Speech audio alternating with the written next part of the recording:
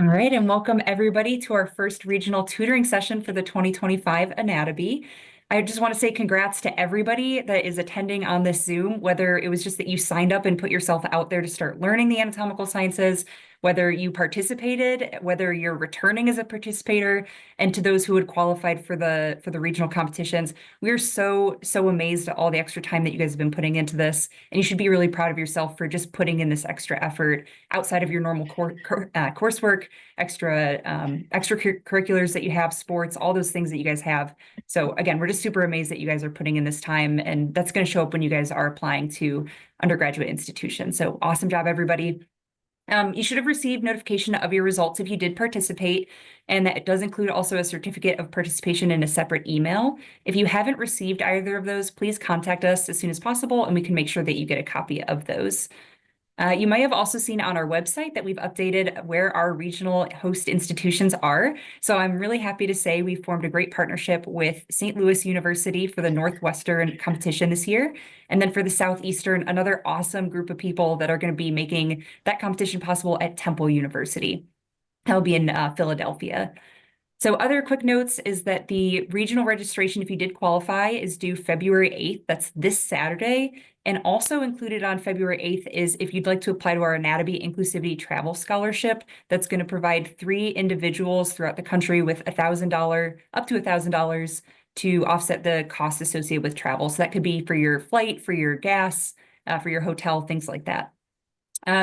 The other thing that I'm going to finish off with here for announcements is that we're going to try to stick to 30 minutes today for all of our awesome presenters, but we might have a hard time doing that because if you saw the learning objectives, then you saw that there's a lot for us to get through and we're asking quite a bit of them today. So with that, if you guys want to put as many of your questions in the chat for us, and then we'll try to answer as many as we can and give you a verbal response that we have time for. But just to give you guys a heads up, we're going to do our best. All right, so with that, I'm going to give our first presenter the floor. You know him, you love him. This is Dr. Bill Frank from DuCom, from Drexel University.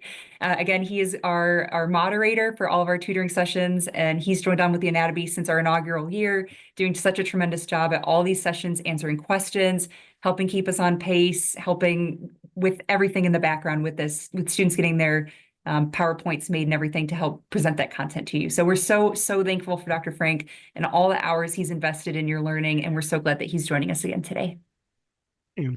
Well, welcome everybody, and congratulations on your completion of the first phase of the Anato-Bee competition. So just want to make sure that you can see my screen. Okay. And you can see my cursor there. Great. All right.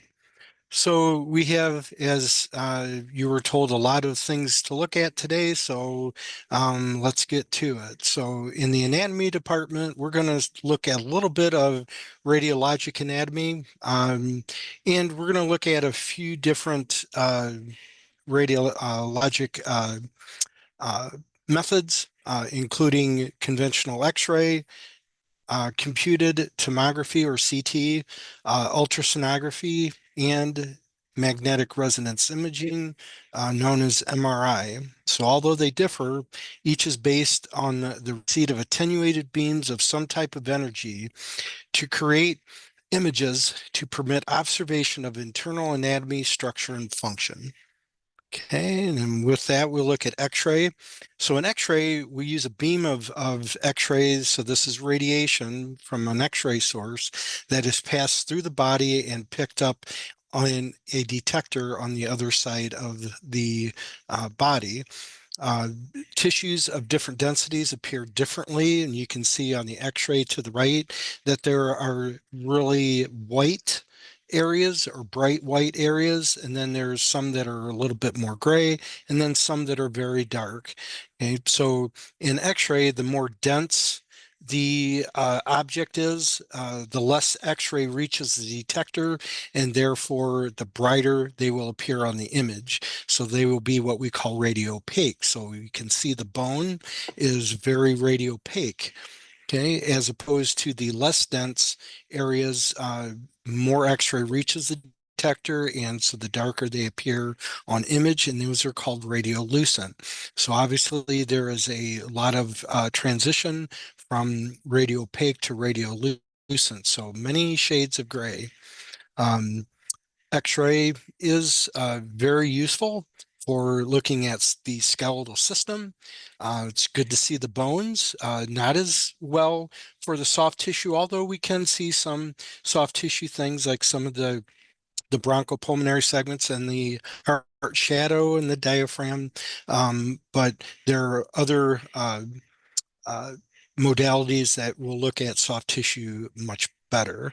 You can also use contrast media to highlight soft tissue, such as the GI tract and arteries and veins, to help you with this. So I have each of these. I have in a little red box with the yellow accent here to show its importance on your memorization of the material. So the CT scan is really just a three-dimensional X-ray. So the X-ray beam passes through the body, but the source and the detector rotate around the long axis of the body and allows us to display the image in a more three-dimensional viewpoint. And we can see here a sagittal view of the lumbar spine, a coronal view, and a transverse view. We also have new technology now to reformat these images to create a three-dimensional image, and we can also isolate different tissues. And we can see down here this rotating image. We can see the vascular system from the heart to the aorta and the kidneys. We can isolate that really well. So computed tomography is good for the skeletal system again. It's good to see the bone and more of the soft tissue. It's really good for viewing the brain, especially after trauma. We can see bleeding and swelling very well.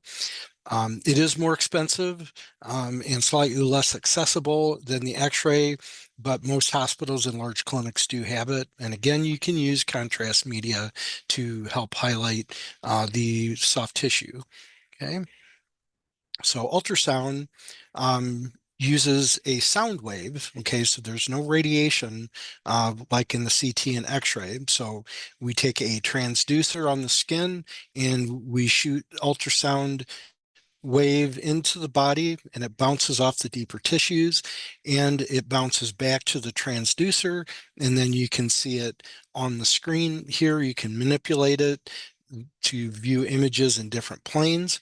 We can even use Doppler ultrasonography to show shift in frequencies of motion, direction, and velocities of moving objects, such as blood flow. So this is very good for looking at soft tissue, more so superficial than deep. And it's very, very useful. This is a keynote when radiation is contraindicated, and especially in fetal ultrasound. Where X-ray radiation is contraindicated, especially early in pregnancy, that ultrasound is the method of choice.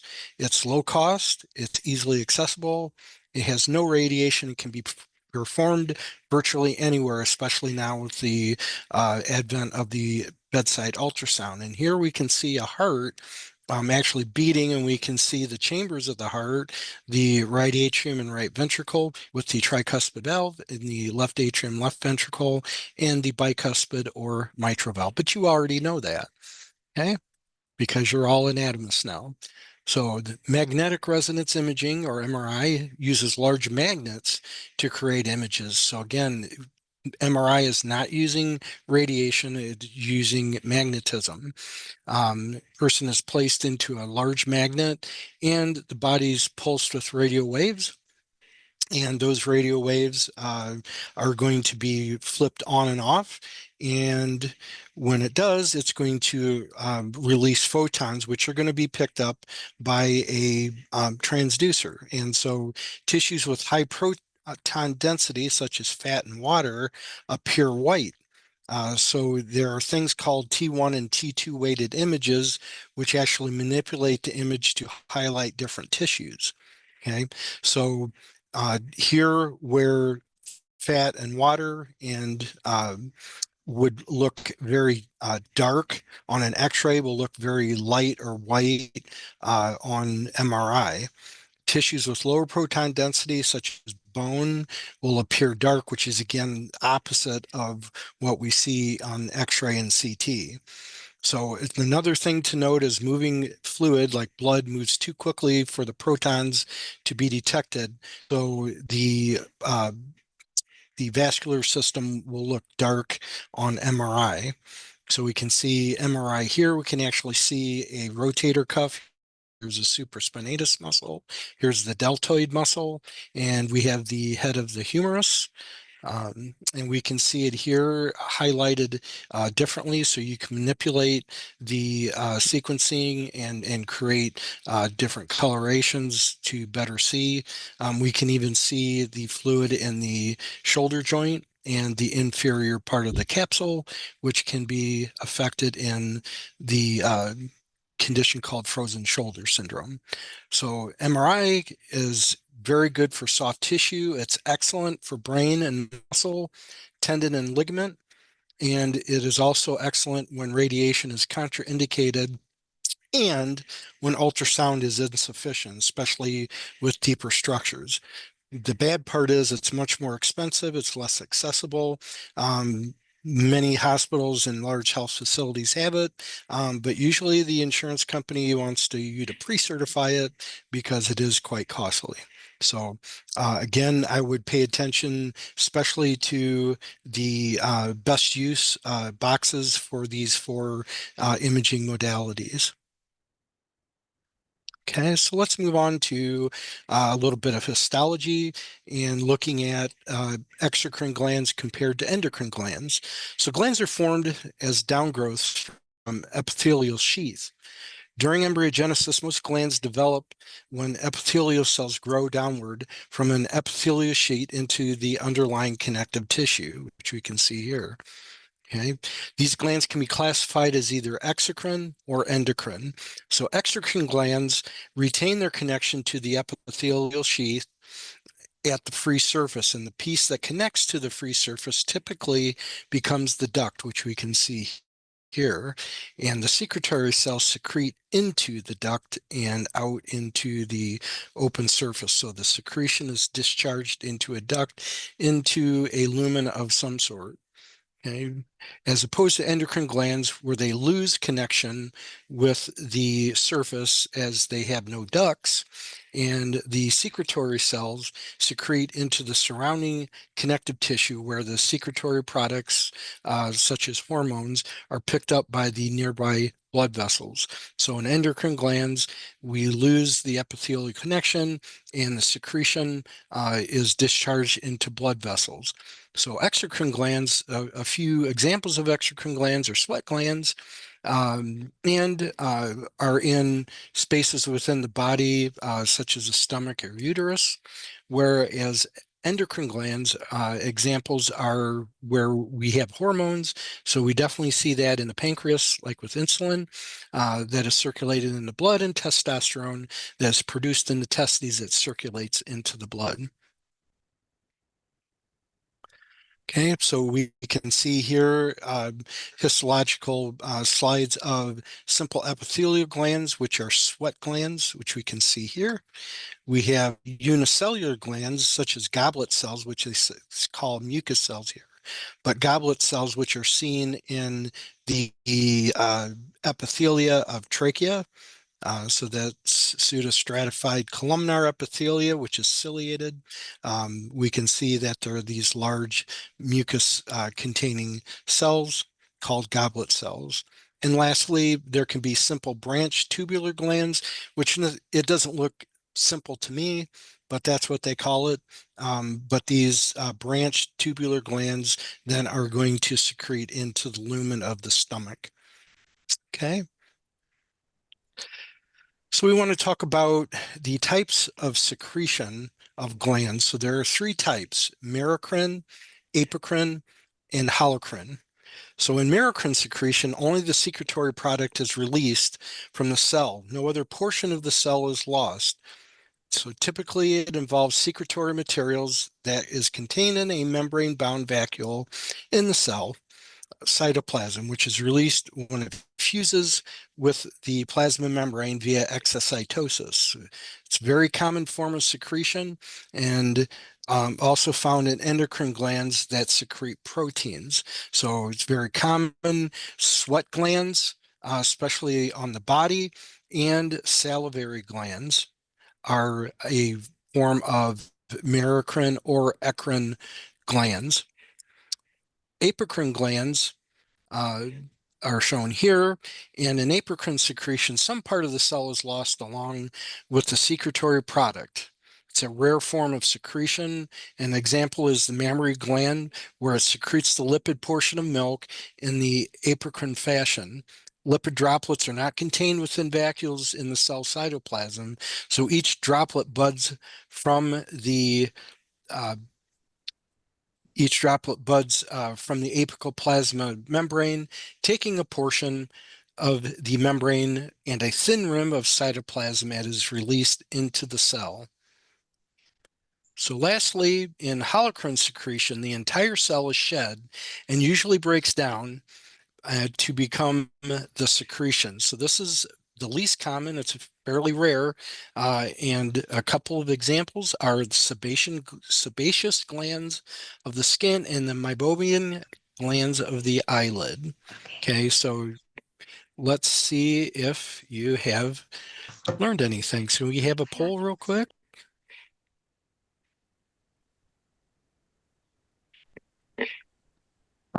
I can't see it. Oh, Merocrine. Oh, shoot. sorry about that. Let's rewatch that.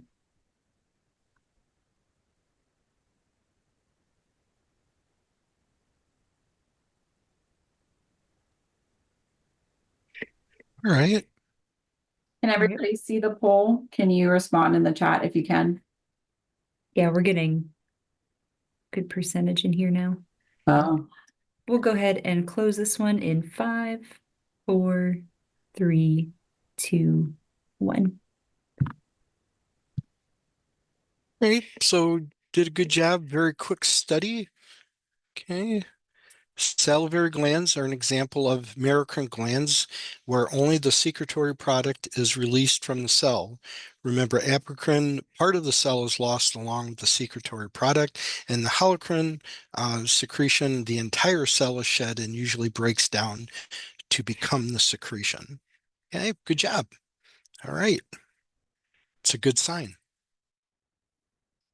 Okay, so the connective tissue, just reviewing very quickly, connective tissue is a type of tissue and is categorized as either specialized or proper.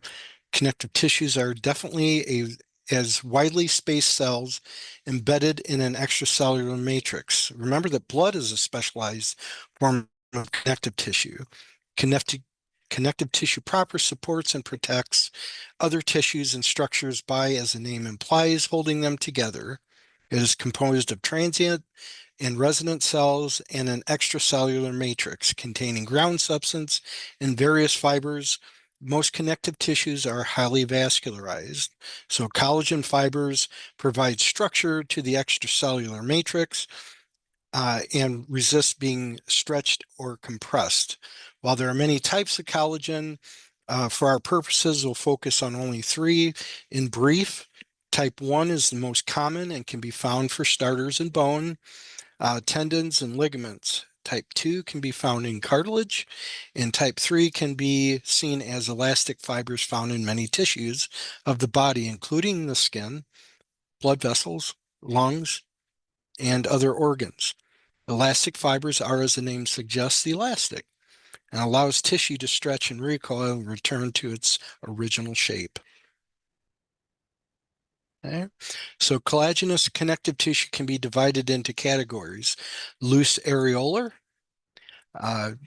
dense regular, and dense irregular connective tissue. So we see here on the left, the loose areolar is found throughout the body, surrounds blood and lymphatic vessels, nerves, and can be found in the upper regions of the dermis and deep layer of the skin. It is the most abundant form of connective tissue, and we should note that all three fiber types are usually present, and fibroblasts and ground substance are present in loose areolar connective tissue. In comparison, we look at adipose tissue, which is comprised of cells that appear to be empty. Okay, they're not empty in real life, but they look empty here.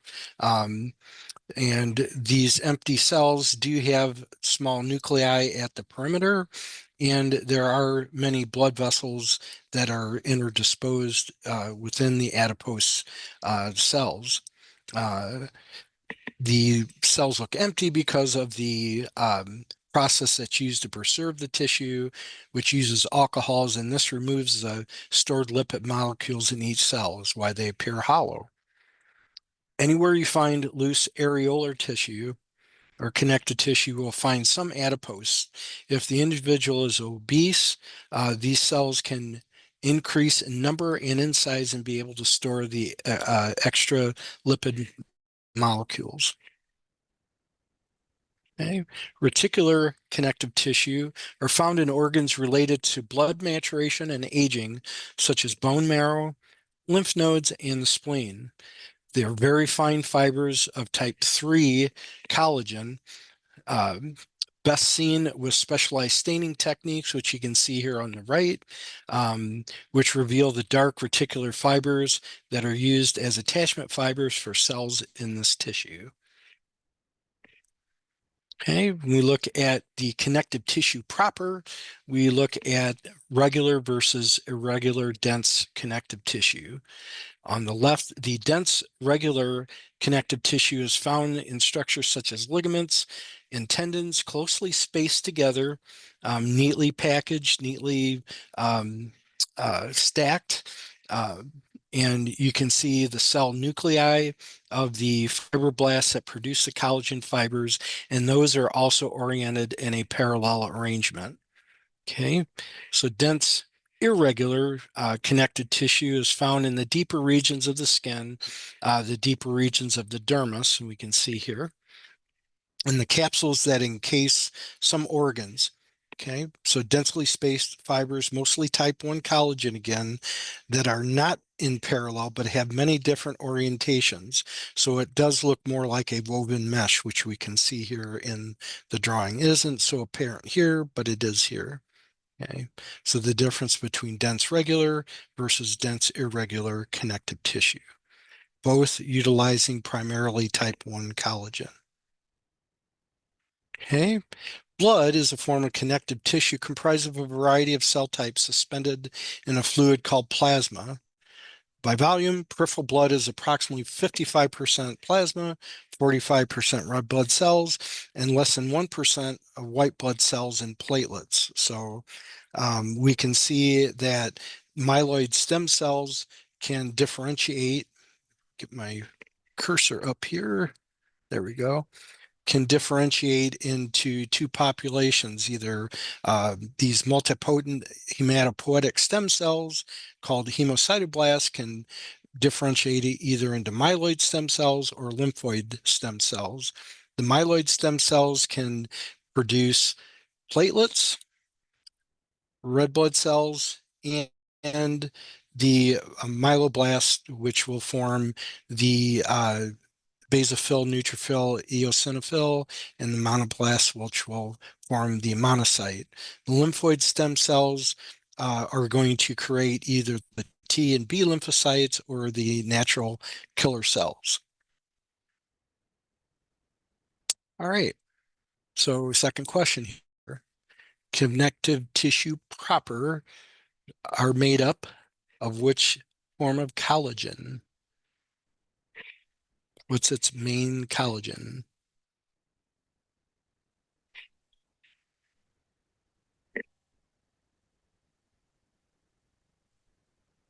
I feel bad because this is mostly review, so yeah, I know try to throw in some new stuff here.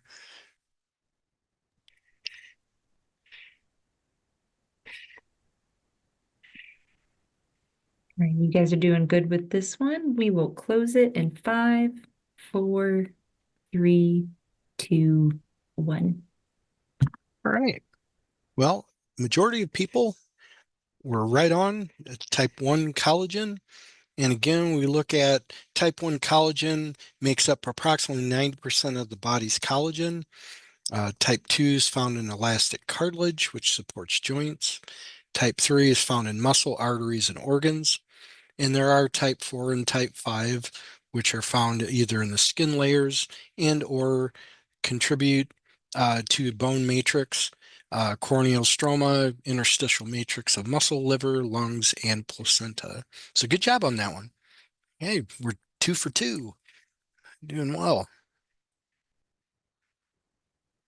Okay, so now we'll go into embryology. And just to go over this again, because it is a little confusing, the difference between gestational age and embryonic age. So gestational age, sometimes called menstrual age, is calculated from the first day of the last menstrual period. Okay, so gestational age is the time that has passed since the onset of the last menstruation, which is generally or a standard occurs 2 weeks before the actual fertilization. Embryonic age, in contrast, measures the actual age of the embryo or fetus from the time of fertilization. Okay, and we can see that the gestational age is divided into 2 periods, an embryonic and a fetal period.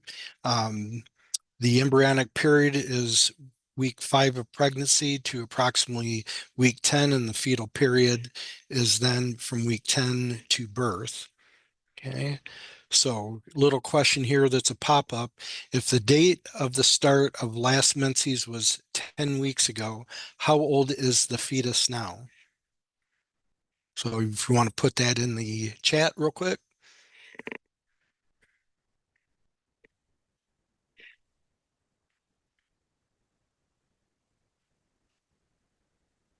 Oh,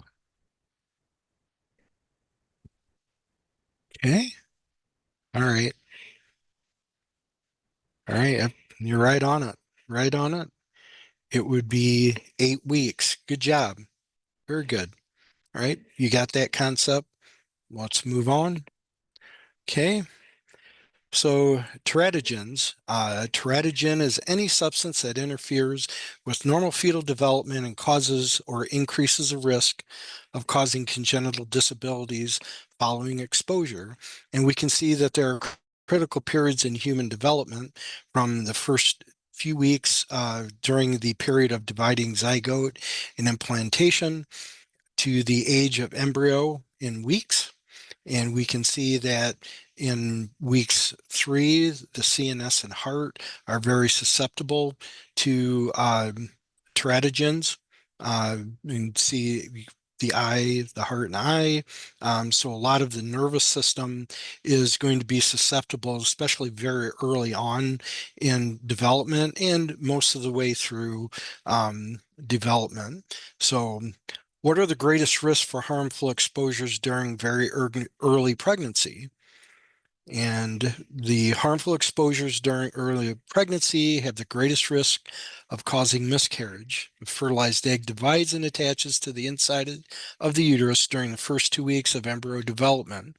Very harmful exposure during this period, including X-ray and CT scan.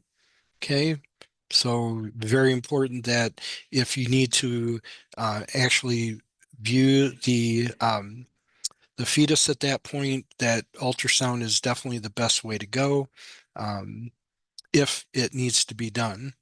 Okay, so very harmful exposure during these periods, especially the first 4 weeks after the first day of the last period, may interfere with the attachment of the embryo to the uterus. These first 4 weeks are called the all or none period. All refers to high exposures damaging all the embryo cells. Problems with the uterine attachments and severe cell damage can both result in miscarriage. Sometimes a miscarriage happens before a person even realizes that they are pregnant. None refers to exposure that are not high enough to have a significant effect on the pregnancy. What are the greatest risks for harmful exposures during the first trimester? First trimester is defined as up to the 14th week of pregnancy, since the first day of the last menstrual period. Harmful exposures during this time have the greatest chance of causing major birth defects. This is because many important developmental changes take place during this time. Major structures of the body in the first trimester. These include the spine, the head, the arms, and the legs. The baby's organs also begin to develop. Some examples of these organs are the heart and the stomach. In lungs. While the heart and stomach completely form during the first trimester, the lungs continue to develop past the first trimester and actually even after birth. Oh, sorry.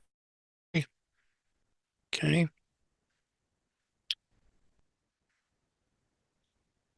Okay. So let's move on here. Sorry. So can you think of any examples of teratogens that could affect the development of the fetus? And put that in.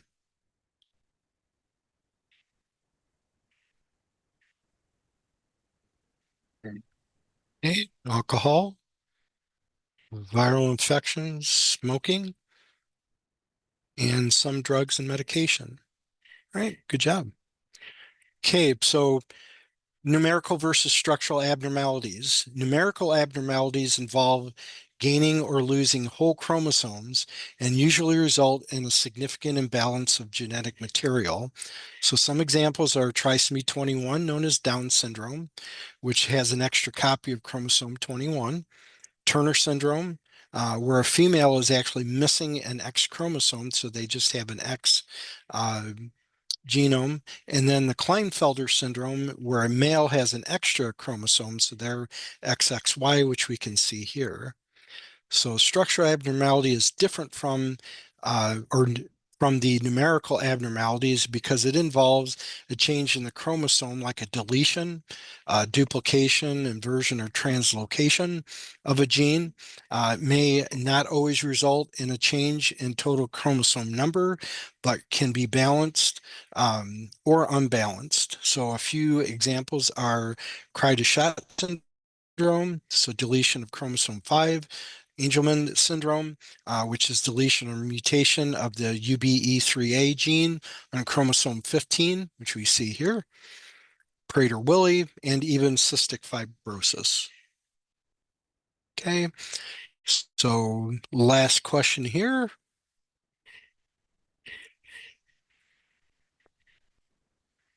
So after birth, the baby is found to have 3 copies of chromosome 18, known as Edwards syndrome. This condition is caused by which of the following? Is that a numerical abnormality or a structural abnormality? Okay. Since this one's a 50-50 shot, we'll close this one a little bit sooner. Yeah. We'll close it in 5, 4, 3, 2, 1. Okay. And I think you got that. So trisomy 18 involves the gaining of a whole extra chromosome, and that is a numerical abnormality. Okay, so given time, I'm going to stop here, and I will record the rest of this. There's about 5 more slides here talking about gamete production and pre-implantation development, which I can't do in 2 minutes. And so I will leave it at that, but I promise you that I will record this and have that uploaded for you before the next before next week. Okay. Gamete production refers to the process by which reproductive cells called gametes, which are sperm in males and eggs in females, are created through a specialized cell division called meiosis, where a diploid parent cell, which has 2 copies of each chromosome, undergoes 1 round of DNA replication, followed by 2 separate cycles of nuclear division to produce 4 haploid daughter cells, with half the original genetic material, ensuring each gamete carries only 1 set of chromosomes, ready for fertilization to form a new organism. This process occurs in the gonads. So in the testes, in the male, spermatogenesis is a continuous process that begins at puberty and continues to old age. Spermatogonium undergo mitosis to form two primary spermatocytes, which are diploid. They undergo meiosis 1 to form 4 secondary spermatocytes that are now haploid. Secondary spermatocytes undergo meiosis 2 to form 8 spermatids. The spermatids will mature and become mobile and form 8 equal sperm. The sperm must travel from the testes through the ejaculatory duct into the uterus and uterine tube in order to fertilize the ovum or egg cell. Ovaries in the female undergo oogenesis. Oogenesis begins prior to birth, and she is born with all the oocytes that she will ever have, and at a certain age, such as menopause, there are no more ovum. In the embryo, the oogonium are undergoing mitosis to make two primary oocytes. Meiosis 1 is paused until puberty with the release of certain hormones. At puberty, the primary oocyte becomes a secondary oocyte in meiosis 1. The cytoplasm does not divide evenly, and the smaller one will become a polar body. Meiosis 2 is paired until the time of fertilization. Fertilization of the egg is within the first 12 to 24 hours of ovulation, or when it's released from the ovary itself.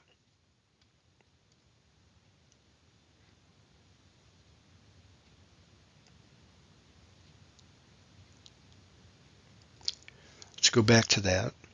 3, 2, 1. Fertilization of the egg is within the first 12 to 24 hours of ovulation, when the egg is released from the ovary and released into the uterine tube.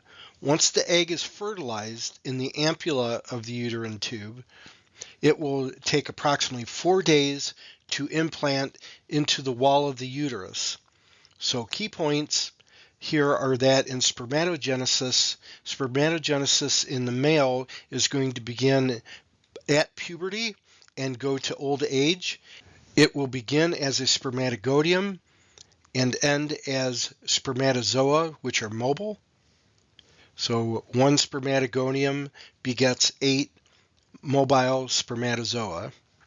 And the key points for oogenesis is that one oogonium will create 1 to 2 ovum and several polar bodies.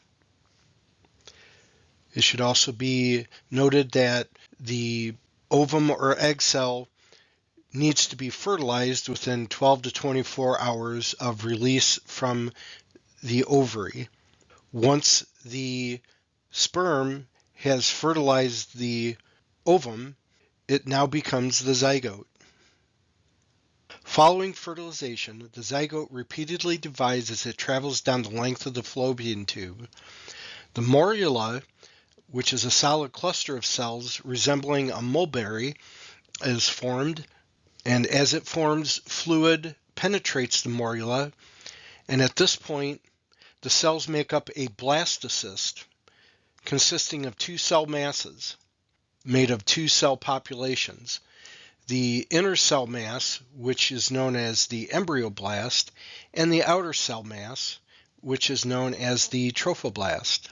An ectopic pregnancy occurs when a fertilized egg implants outside the uterus, typically in one of the fallopian tubes, or it could end up anywhere in the peritoneal cavity. So what happens in an ectopic pregnancy? In implantation, the fertilized egg implants in the fallopian tube instead of the uterus, or again in the peritoneal cavity. The embryo grows into the fallopian tube, but it cannot develop normally because the tube is not designed to support a growing fetus.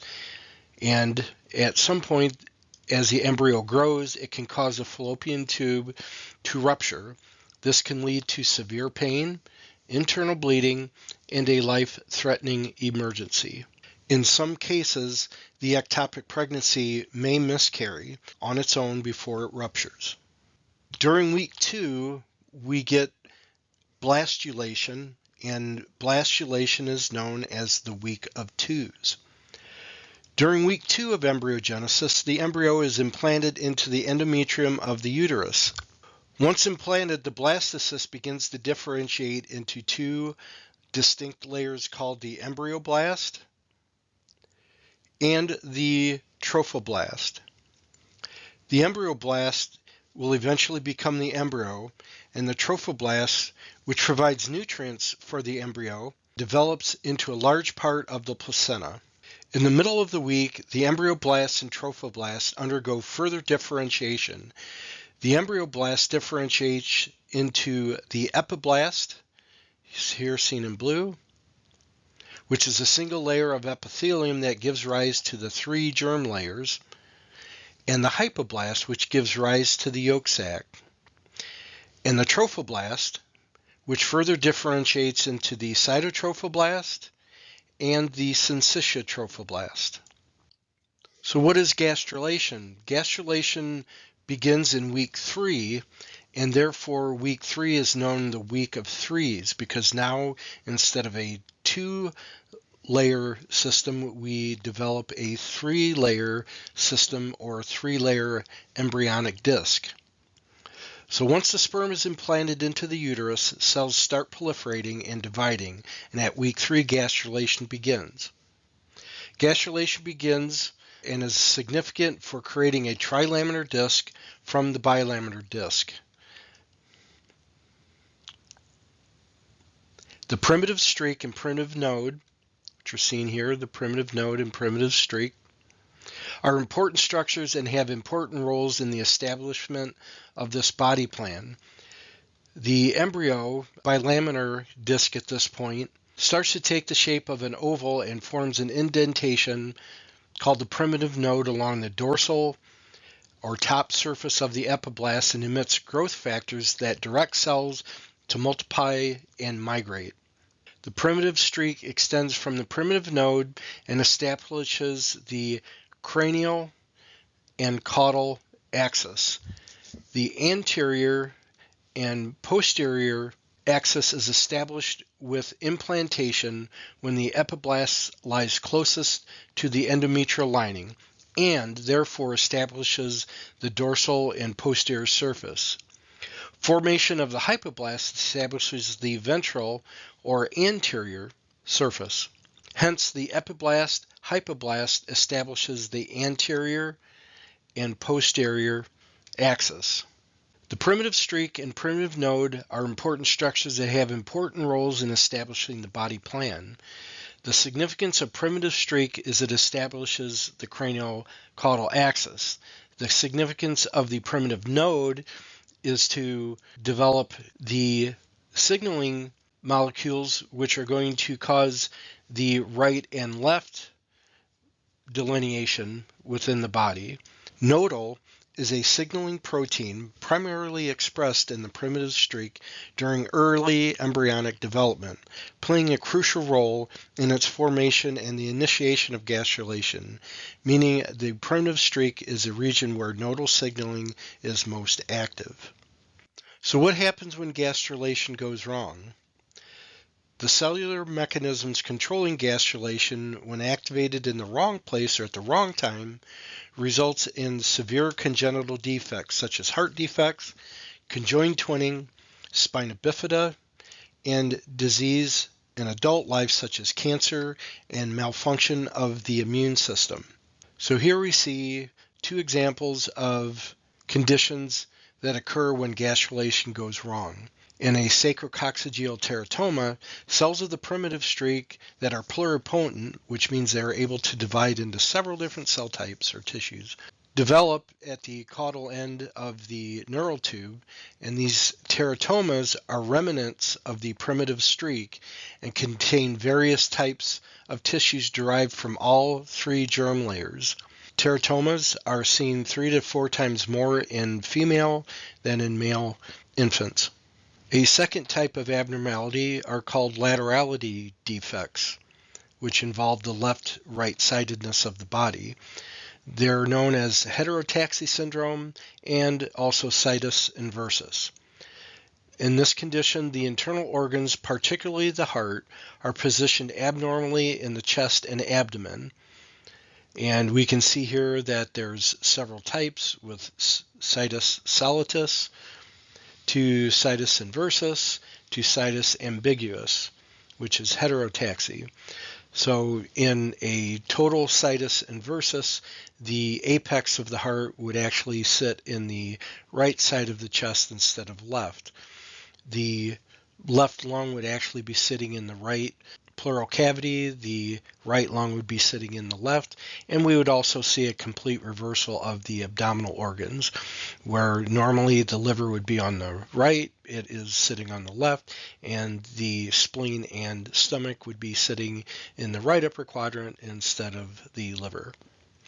So again, nodal is the key regulator in the signaling pathways, which can be disrupted to cause either of these conditions. So our last question is, if a baby is suspected of having a sacrococcygeal teratoma, which one of the following imaging techniques would be the best choice for viewing the baby in utero?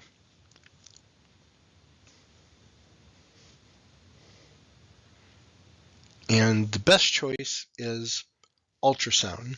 Ultrasound would be the best choice for imaging the baby in utero because it does not use radiation such as X-ray and CT scan, and it does not use heavy amounts of magnetism such as an MRI. So the best choice would be ultrasound C because it uses sound waves, which is least invasive to the baby. Here are the references that I used. This ends my presentation. I hope you found it helpful. Please feel free to reach out to me if you have any specific questions. If I don't see you again, I wish you all the best and good luck on the next examination. Take care. Thank you, Dr. Frank. You're very welcome. I think we have a couple minutes for any of the questions, for anything so far. So I don't know if you want to take this one from one of our participants. I learned that at least in equines, adipose can produce the hormone leptin. How do the adipose cells create and secrete the hormone? Do they have specialized cells like the exocrine goblet cells? Well, that's a good question, and I don't have a ready answer for that, but I would accept any help from my colleagues on the call here if they wanted to chime in. But I do know that leptin is secreted by the adipose, the adipocytes, and that is one of the things that is going to stimulate centers within the hypothalamus having to do with weight. So, Dr. Peterson, you look like you're ready to chime in. And I think maybe Dr. Mapes will add to my response. So again, way beyond kind of the scope of what we're asking you for, the simplest answer is that leptin is a protein signaling molecule. Typically, it goes through a whole series of packaging from the transcription of the DNA to the production of RNA to the final product, which is the protein, and it's going to be packaged in a vacuole vesicle and secreted by exocytosis, which is different than the release of the lipid molecules that adipocytes typically release under certain conditions. Dr. Mapes, feel free to chime in. Yeah, thank you. Leptin's one of my favorite hormones. Well, Great. after estrogen and progesterone, and prolactin. Anyway, so yeah, it is a protein hormone. So like the cell organelles that are usually making protein, so endoplasmic reticulum, Golgi apparatus, all that stuff is still doing what it's doing. It's present in humans and all kinds of mammals as well. So it plays a role in satiety. So basically, when leptin is released, your body's like, okay, I don't need to eat anymore. I'm good. And so one thing that I absolutely love that you guys are all gonna have to Google is that what they did, they took mice and they deleted the leptin receptor. And they're called OB/OB mice. And they don't know when to stop eating. And so they just eat and eat and eat. And they're so chubby and adorable. Oh my goodness. They're just like the cutest thing. And so it kind of is a model of type 2 diabetes because these mice, they just never feel full. They never get that signal to the brain to stop eating. And so they just eat and eat and eat. So yeah, definitely Google leptin receptor deleted mice or OB mice because they're absolutely adorable. I love that. Thank you, Dr. Mapes. We got one more question we might have time for really quick, Dr. Frank, is why does soft tissue not show up on x-rays until a contrast medium is added?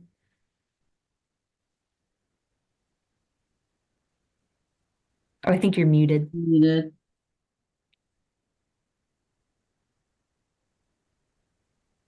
Oh, Dr. Frank, can you unmute so we can get you? We want to hear your lovely voice. I already signed off here.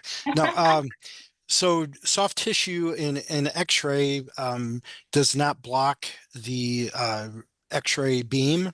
So the X-ray goes in the old world, we used to have X-ray film that had silver on it. And so when you pass the X-ray through the body, and if it hit the film, it would actually cause a reaction, and the silver would be deposited on the film, and it would be dark. Okay. And so if like bone that was very dense, it would not hit the silver on the film in that area. So it would just wash off when you develop the film. That's why it looks white, because it's actually, it didn't react with the silver nitrate on the film. So, yeah, so anything that was not very dense, especially air, but also soft tissue would not block the X-ray beam. Bone and things that like metal would, and you would see that very prominent on the X-ray film. So it's just a matter of density of the material. Awesome. Thank you, Dr. Frank. You are now officially off the hook from us, and we thank you again All right. for your dedication to our participants. All right. Next up, we have Dr. Elise Orellana, who is an assistant professor at Rochester University School of Medicine in the Department of Neuroscience. She received her doctorate in anatomy from the Pennsylvania State University College of Medicine in Hershey, Pennsylvania, and she teaches clinical anatomy to first-year medical students. Is also developing a comparative vertebrate anatomy course for graduate and undergraduate learners. She has interest in using technology to aid learning and is currently developing a dissection video series and an anatomy mobile app. I can say that I've actually seen parts of it, and it's as cool as it sounds. Dr. Orellana's research interests lie in student retention and knowledge over time, specifically of anatomy coursework. So with that, I'll turn things over to Dr. Orellana for our next presentation. Hello, everyone. I am going to share my screen with you. Can everyone see my screen? Yes. Fabulous. There we go. I'm going to minimize your beautiful faces. All right. So, like Dr. Piscura said, hi, I'm Dr. Orellana, and I'm going to talk to you a little bit today about the musculoskeletal system. So, here's a quick look at your learning objectives while I talk to you about how this is going to go. What I want to do is start talking to you about muscles. So we'll identify some important muscles in the body, and we'll go through their histology. We'll then do the same thing with bones. So we'll show you some bones and some joints and talk about the histology there. And we're going to wrap it up at the end with some embryology and try and tie a few concepts together. So let's get started. The muscular system. Before we get into the nitty-gritty of the individual muscles, I'd really like to talk about a couple specializations. So tendons versus ligaments, this can be kind of a tricky point for some people.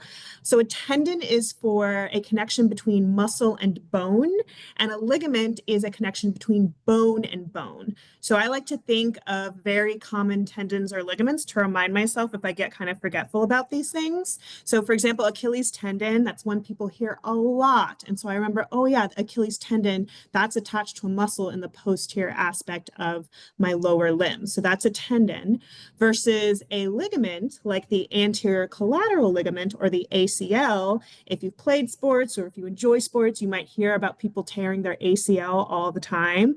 And so that's going to be a ligament, that's bone to bone connection. There's also different types of fascia. Fascia is kind of a fun thing. It's like this catch-all term we use for a lot of things in anatomy. But we have very specific things we call superficial versus deep fascia. And so just deep to the skin. So here's just a cross-section through the arm here. You can see the humerus bone there. And so just deep to the skin there, we call that the superficial fascia. And it tends to be composed of, there's a lot of adipose in that region, as well as more organized fascial layers. And coming from that superficial fascia, you actually get this deep fascia, which is going to dive in between the muscles. And sometimes we call it investing fascia because it invests around the muscles. And this becomes very helpful when you're learning your compartments in your upper and lower limbs. We separate them into those anterior, posterior compartments, medial and lateral, depending on where you are in the body. And it's because of this deep fascia that we can do that kind of separation, because it creates these beautiful compartments for us. And last but not least, we have aponeuroses. So aponeuroses are these kind of broad attachments for muscles. For example, we have the external oblique muscle here, a muscle of our abdomen, and we can see this beautiful muscle here, and it's kind of slipping away, and what's left is this aponeurosis, the external oblique aponeurosis here. And this external oblique aponeurosis is actually joining the aponeuroses of other muscles to form the rectus sheath. And what we can see happening here, and it does happen with a number of aponeuroses in our body, is that the aponeuroses from one side of the body is actually inserting on the aponeuroses of the other side. And in the case of our external oblique and the other aponeuroses of the abdomen, it actually inserts together at a line we call the linea alba. See how nice and thick that line there is. So speaking of our abdominal muscles, let's take a closer look. We already talked about that external oblique, and so it's going to be originating from some upper rib levels, and it's actually going to come to insert on that linea alba, which you can't quite see here, and some anterior aspects of the pelvis. It's going to be really there to support the abdominal viscera, kind of compress and support that area. You do get a little bit of rotation of the trunk with that external oblique as well, just based off of those muscle fiber directions.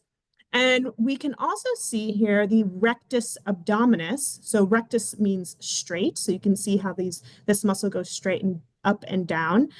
So the rectus abdominis is a straight muscle here. And you can see these cute little tendinous intersections there. And that's kind of what helps create the six pack of abs. So that appearance there is because of those lovely tendinous intersections. And this muscle does help to flex the trunk. So you can imagine shortening these muscle fibers, and that trunk is going to get folded forward in flexion. Moving on to the opposite side of the body, we'll talk about muscles of the back. Turns out muscles of the back, there's several layers here. So we have a superficial and an intermediate layer, which are extrinsic, because these muscles don't actually work on our vertebral column. They're actually muscles of the upper limb, mostly a few accessory muscles for respiration. And since they're not actually working on our trunk, we don't actually consider them intrinsic muscles of the back.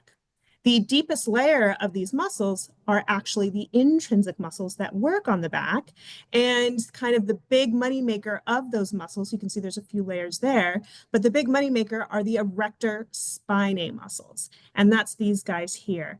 And these are important for extension of the back and really for the stabilization of the vertebral column.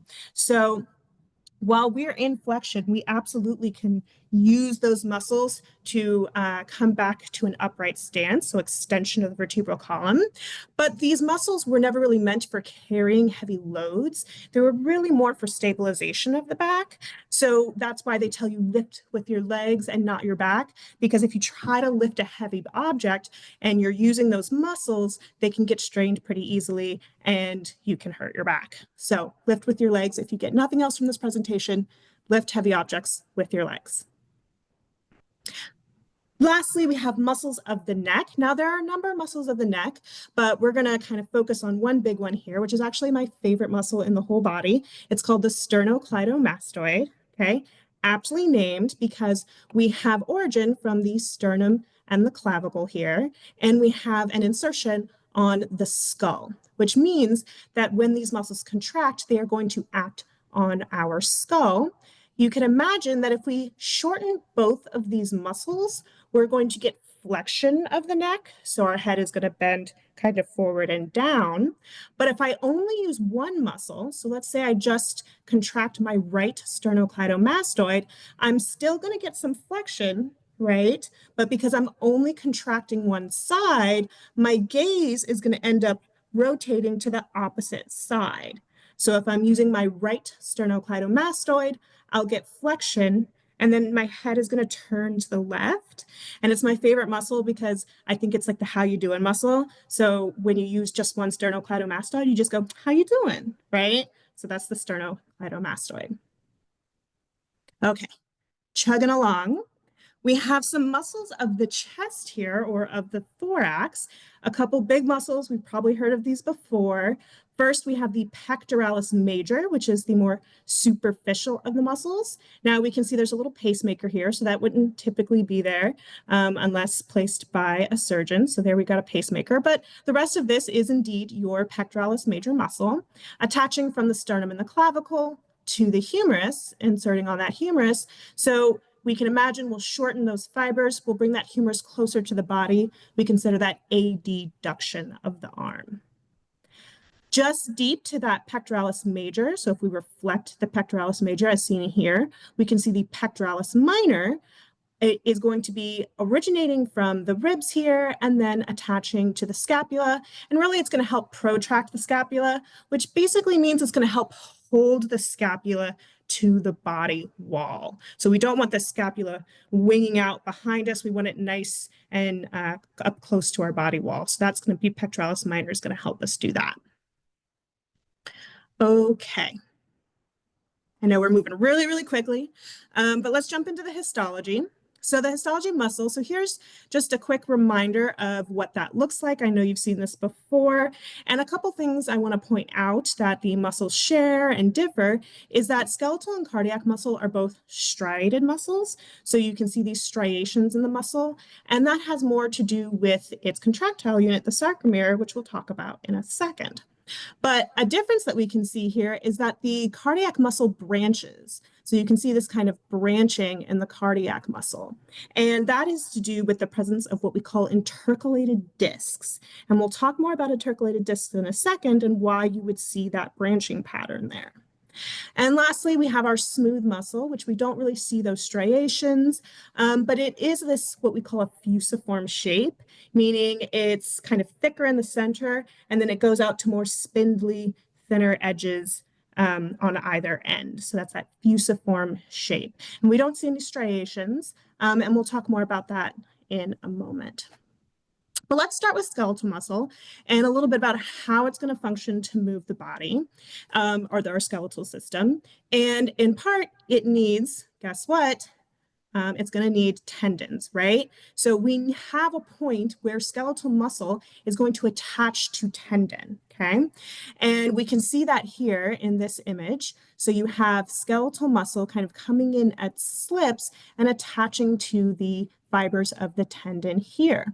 Now this tendon is composed of this dense regular connective tissue whose major component is going to be collagen. Let's take a bit of a closer look. And when we do that, we can see the beautiful striations here in your cardiac muscle. Lovely, lovely striations here. And we can see the dense regular connective tissue of the tendons and the kind of elongated nuclei of the little fibrocytes that live there. Now, you'll notice that there's a little bit of a waviness here to the tendon. That's mostly artifact from the preparation of the tissue. So it's not that like tendinous tissue is wavy like that. That's just from preparation. It's just this dense, regular connective tissue that we should expect to see. Now, that skeletal muscle is going to attach to bone through these tendons, but how are we going to get the contraction to actually occur? Well, that requires another added bit here, and that is neuromuscular junctions. And this is exactly what it sounds like. It's where a nerve is going to meet a muscle fiber. Okay, and where that happens is you have the distal end of the nerve, which is the axon, and it's going to be meeting an individual myofibril here. And if we zoom in where that connection is happening, we can see that when the nerve is stimulated, it's going to release neurotransmitter, in this case it's acetylcholine, into that space between the nerve and the muscle. And when it does that, that acetylcholine can be taken up by receptors on that muscle to then allow sodium to enter the cell and get an action potential so that the muscle can eventually contract. If we look at it in the image here, we can see we have these nice, beautiful muscle fibers here. We have that nerve bundle, and we can see branching all over the place, branching. And at the ends of those branches, we can see these darkened areas where we have motor end plates. And that's where the action's happening. That's where that acetylcholine is being released to help initiate that muscle contraction. So once we have that action potential there and ready to go, how does this actually occur, this shortening of the muscle? So to understand that, let's take another look at our skeletal muscle. And we're going to isolate an individual myofibril here. And we're going to look really close and realize that these myofibrils are composed of these repeating, very regular contractile units called sarcomeres. So we have these sarcomeres here, and we also have something else here, the sarcoplasmic reticulum. And this is going to be a wonderful storage space for lots and lots of calcium, which is very important for muscle contraction. And so once that action potential gets there, it can activate this sarcoplasmic reticulum and release calcium to the cell. How is that helpful to us? Well, let's take a closer look at that sarcomere. So here, let's take a look at the sarcomere. We have, as part of this contractile unit, thin filaments in green here and thick filaments in purple. Now, these thick filaments are what you see as that banding pattern, that darker pattern when we look at the histology of the muscle. And where those thin filaments are just all by themselves here, that's where that lighter band is. And we can also see that Z disc, which anchors the thin filaments, okay? If we go back and look at our cute thick filaments, what we can appreciate is they have these cute little heads on them, these little myosin heads. And these little myosin heads, when there's no calcium there for them to use, they're just kind of locked up, okay? They're closed for business. But when that calcium gets released, it hops onto those myosin heads, it releases them, and then they can bind the thin filament. And when they bind the thin filament, they pull the two thin filaments closer together. They relax, they grab a little further down that thin filament, and then they pull it together again. And they'll keep doing this until they reach some kind of maximum contractile point, or perhaps until you run out of calcium, or perhaps until that neuron says, hey, we don't need to contract anymore, right? So once you get that full contraction, these sarcomeres are all shorter, and so the muscle itself becomes physically shorter, helping to create that movement. And then when you're ready to relax, the calcium gets sequestered back in that sarcoplasmic reticulum, and boom, your muscles can relax and lengthen again. So that's how that's going to work. If we look at cardiac muscle, we have striations in the cardiac muscle as well. So we also have these lovely sarcomeres in the cardiac muscle. But the difference here is that we said it's branched, right? It's branched, and these individual cells are connected by what we call intercalated discs. And if we look closer at those intercalated discs, we can see they have little gap junctions. And these little gap junctions connect one cell to the next, which means that when an action potential reaches one cell, it can very quickly move on to the next cell.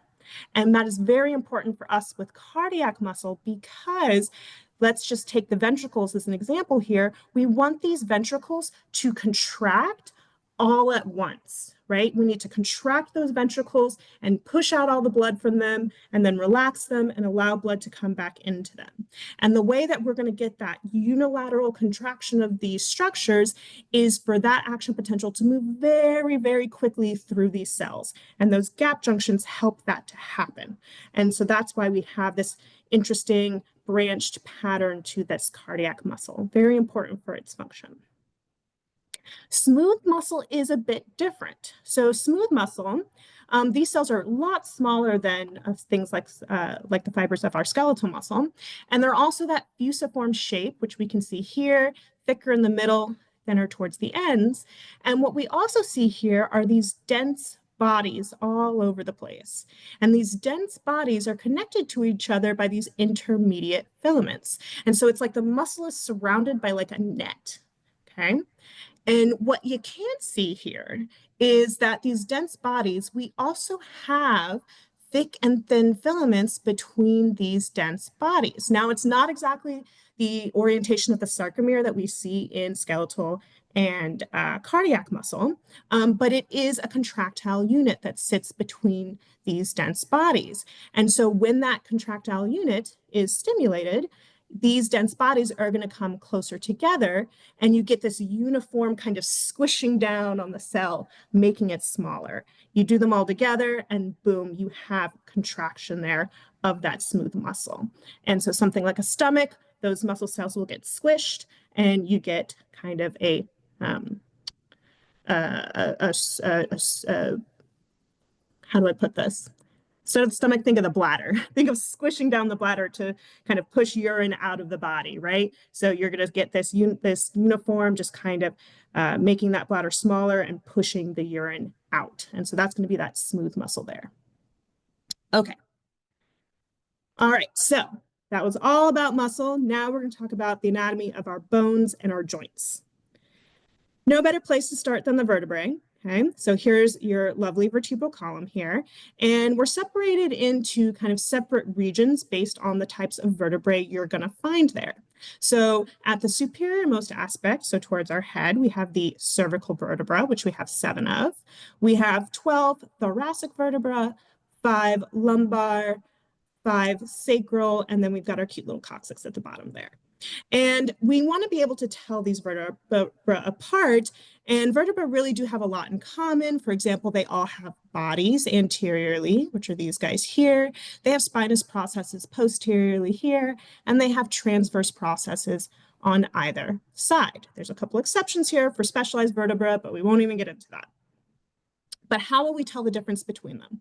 Well, first and foremost, the cervical vertebra, in their transverse processes, they have openings called foramina, okay? So we call these the transverse foramina. And that's really important because we have a really important artery, the vertebral artery, that's going to help provide blood to our brain. And we really want that to be able to get up there. And so cervical vertebrae are going to have these transverse foramina. Also, their spinous processes are bifid, meaning they're just like shaped like a little V. They just kind of have a little wedge in them. For thoracic vertebra, their spinous processes are kind of longer and they're oriented inferiorly. See that angle that that spinous process has, oriented inferiorly? And then they also have connections for the ribs because the thoracic vertebra are going to be what help the ribs connect to the axial skeleton. So they're actually going to be costal facets here on the vertebral body so that those ribs can attach. The lumbar vertebra, these guys can be pretty noticeable because their bodies are so large, thick, and round. And this is very helpful because as we go lower in the vertebral column, you're carrying more and more weight, right, against gravity. And so these vertebrae are nice and large to support that body weight. Also, their spinous processes, they're kind of short and stumpy. And their transverse processes, this is a pretty large transverse process for a lumbar vertebra, but they also kind of tend to be a little shorter and stumpier than your, say, thoracic vertebra. And the sacrum and coccyx make themselves pretty easy to identify. You have these fused sacral vertebra, so it just looks like one big plate of bone. And then just dangling from the very tip of the sacrum, you have the coccyx, which is just another series of very small fused vertebrae. When we put it all together, we notice that there is this kind of snake-like curvature to our vertebra when we look at it from a lateral view. And we can name how these curvatures act. So, for example, in the cervical region, we have what we call lordosis, meaning we have this concave curvature. And what we want to remember when we think about this is that that concavity is what we see when we're looking from this posterior view, okay, versus the kyphosis, say in the thoracic region, which has a more convex curvature if you're kind of looking at it from this posterior view.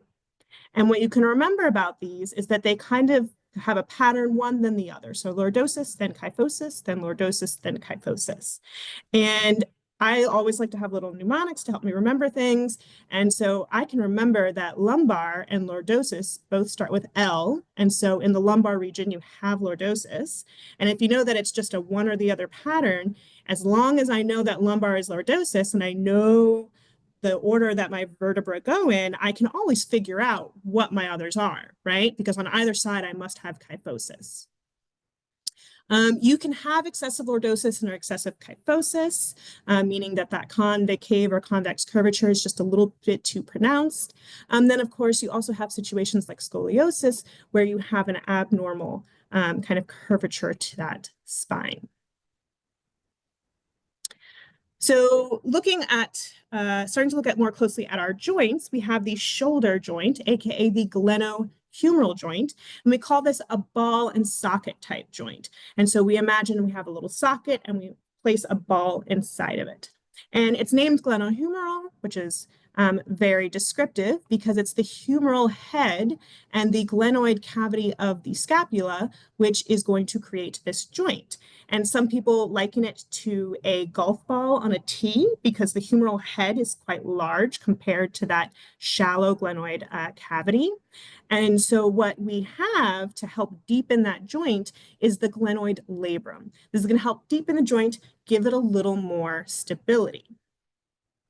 We also have some ligaments that are going to help keep this joint stable. So we have the glenohumeral ligament, again, from that glenoid, edge of that glenoid cavity to the humerus, very aptly named.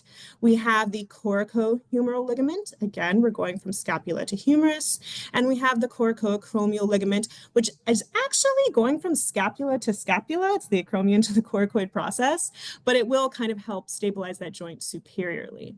And so we can't see the posterior area, but we want to appreciate that both posterior and anteriorly, these ligaments, and then superiorly here, these ligaments are helping to stabilize this joint along with the muscles of the rotator cuff. That's also going to help stabilize that joint.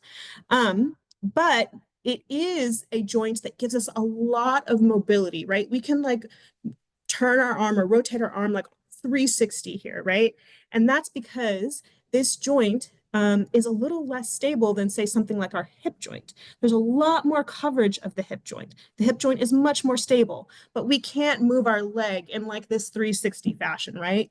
So we have to kind of sacrifice stability for range of motion or range of motion for stability, depending on what joint we're talking about. In the case of glenohumeral joint, it is weakest at its inferior-most aspect. And so when you have dislocations, often they start off by an inferior dislocation, and then the pectoral musculature actually pulls the humeral head anteriorly.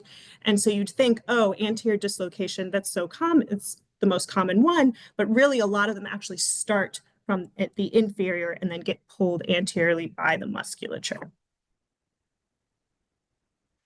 For our wrist joint, this is called the radiocarpal joint.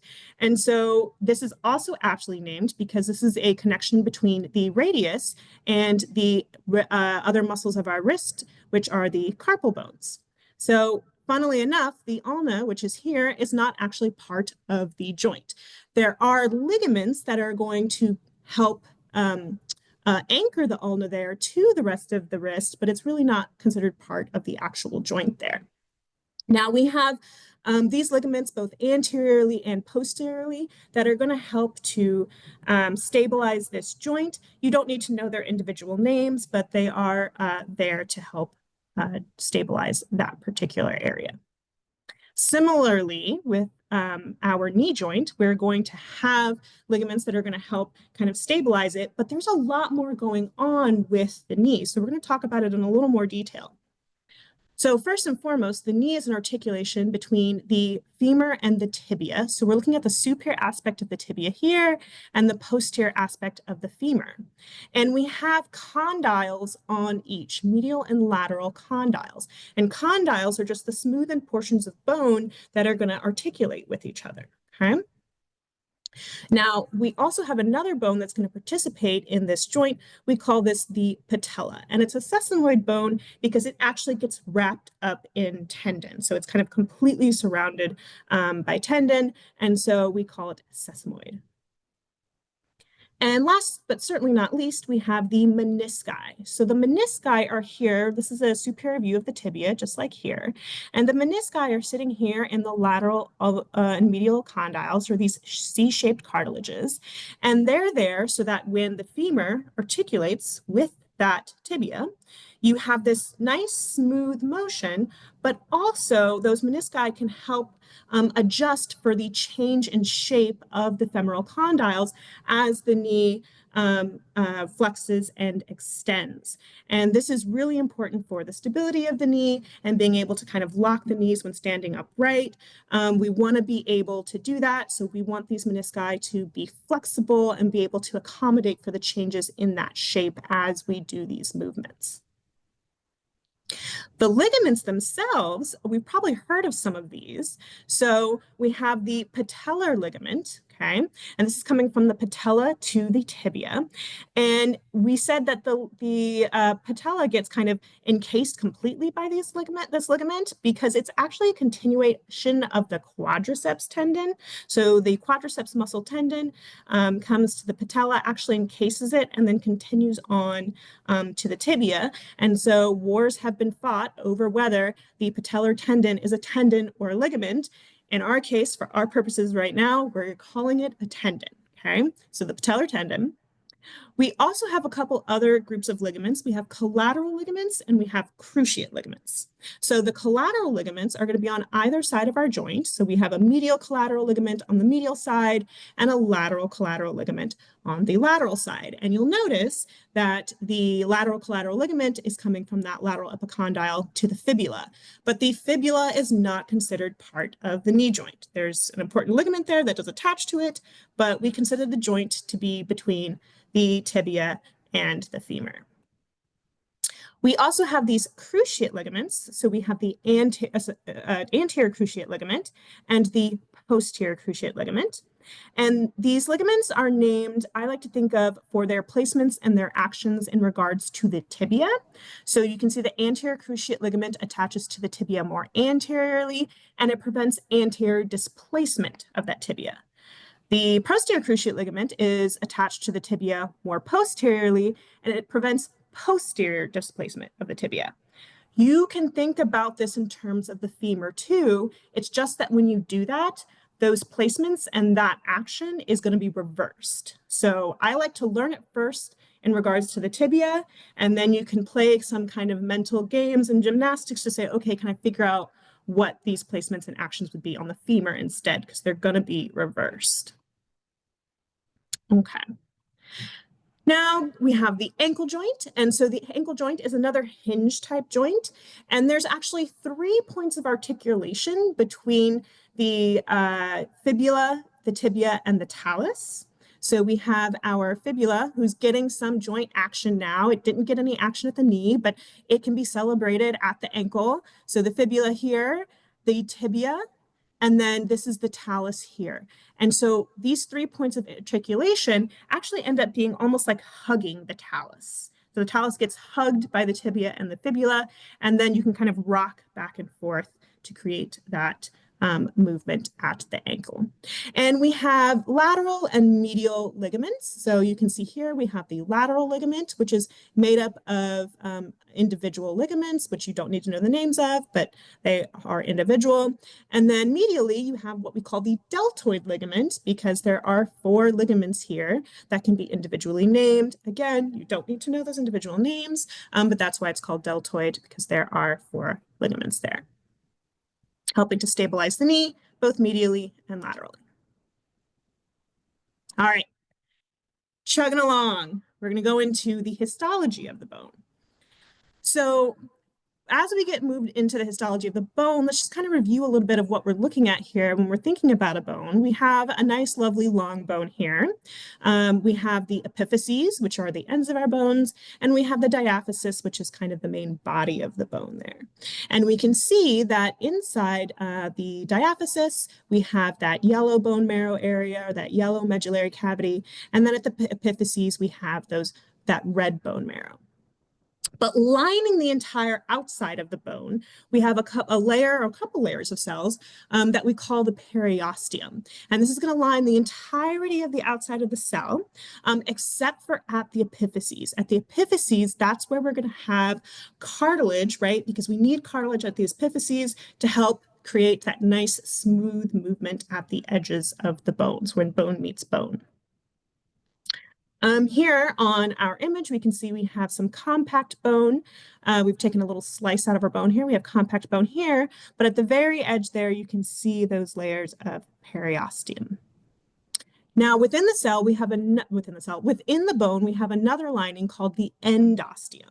So this endosteum is going to line the inside of those medullary cavity, and whether your periosteum or your endosteum, you have what we call osteoprogenitor cells present. So these osteoprogenitor cells are particularly important because when called upon, they can differentiate into cells that will help with any bone healing or bone remodeling that may be necessary. And so we'll talk a little bit more about that later. But how do we get here in the first place? There's a couple steps we need to take to get to the bone that we see today. So we'll start with chondrogenesis. So chondro means cartilage, genesis means the start of or the beginning. So we're talking about the beginning of cartilage. We're talking about how do we make cartilage. This is how that's going to start. So first we're going to start with mesenchymal cells. We will just put a pin in your brain on the mesenchymal cells. We will come back to them and explain kind of like where do they come from. But for now, just think of the mesenchymal cells as cells with potential, okay? They're just cells with potential. Specifically, we're talking some musculoskeletal potential here, okay? And we'll talk about where they come from later. Just put a pin in that. But these particular mesenchymal cells are going to differentiate into what we call chondroblasts. Okay, and these cute little chondroblasts are going to start depositing like a gelatinous matrix. It's just going to start kind of oozing out this gelatinous matrix, okay? And when these individual cells do that, they start pushing away from each other, okay? And so you've just got all these cells in this kind of gelatinous world. And as that's happening, these chondroblasts are going to differentiate or mature into chondrocytes. I kind of think about it like Pokemon. Like, I don't know the different levels of Pokemon, but like I know that like Pikachu is supposed to come like a Raichu, and then Charizard becomes like a dragon. You can put in the comments what the correct words for these creatures are, but it's kind of like that. They're just maturing into their next stage, okay? So they become chondrocytes. These chondroblasts will become chondrocytes. And we can see that here. So we can see these little chondrocytes here, and we can appreciate that the mesenchymal cells that were kind of at the periphery of this developing cartilage, they're going to become the perichondrium. They're like, we're on the edges. We got to become perichondrium. So that's what those mesenchymal cells are going to do. But then the rest of the chondrocytes are just going to keep doing their thing. And you can kind of identify these chondrocytes. I think they look like little black-eyed peas or like eyeballs, because you can see that the chondrocytes actually live in these like empty spaces called lacuna. So you have the chondrocyte and you have like this kind of eyeball around it that is the lacuna. And we get growth in a couple ways as we're kind of growing this cartilage. You have what we call interstitial growth, where the chondrocytes are going to just multiply, and they're just going to keep secreting that matrix. And so you're just going to grow that way. But you can also have appositional growth, and that's when mesenchymal cells from that perichondrium, remember, that's what the mesenchymal cells become when they're at the edges, at the periphery there. So mesenchymal cells from the perichondrium are actually going to differentiate into chondroblasts and do their whole thing that we just talked about. And so you're going to get growth kind of outward that way. Okay, so now we have built a bunch of cartilage, which we need to then move on to our next stage. We have osteogenesis. So osteo means bone. Dr. Orellana, I'm sorry to cut you off here because you're on a roll and it's so helpful. For the sake of time, I'm going to say maybe we'll end there for now, and then either we can upload your slides or a recording of the remainder of it. But I appreciate the detail you're putting into there and giving a comprehensive response to each of these learning objectives, because I warned everybody at the beginning, we asked a lot of our presenters to cram into 30 minutes. So oh, I'm so sorry. I wasn't seeing the chat. My bad. no, you're okay. You're okay. We are still on track on time and everything. So just want to say thank you again for all that. That was so awesome. Again, really appreciate the thorough explanations. There was not a single question that came in the chat while you're talking. So I appreciate you doing that. Like so Dr. Frick, I can maybe just record it and send you the recording, and then you guys can have it for posting. that would be Would perfect. that be helpful? Okay, Yeah. I can do Thank that. you so much. Thank No, you. sorry, I thought I was talking so fast. I know, even talking at a million, whatever light speed you need to do, then again, we gave you a lot of content to give these students. So, but for the sake of time, since we are on a Sunday evening, we'll end there for Dr. Orellana. So thank you again, Dr. Orellana, for an amazing talk with us.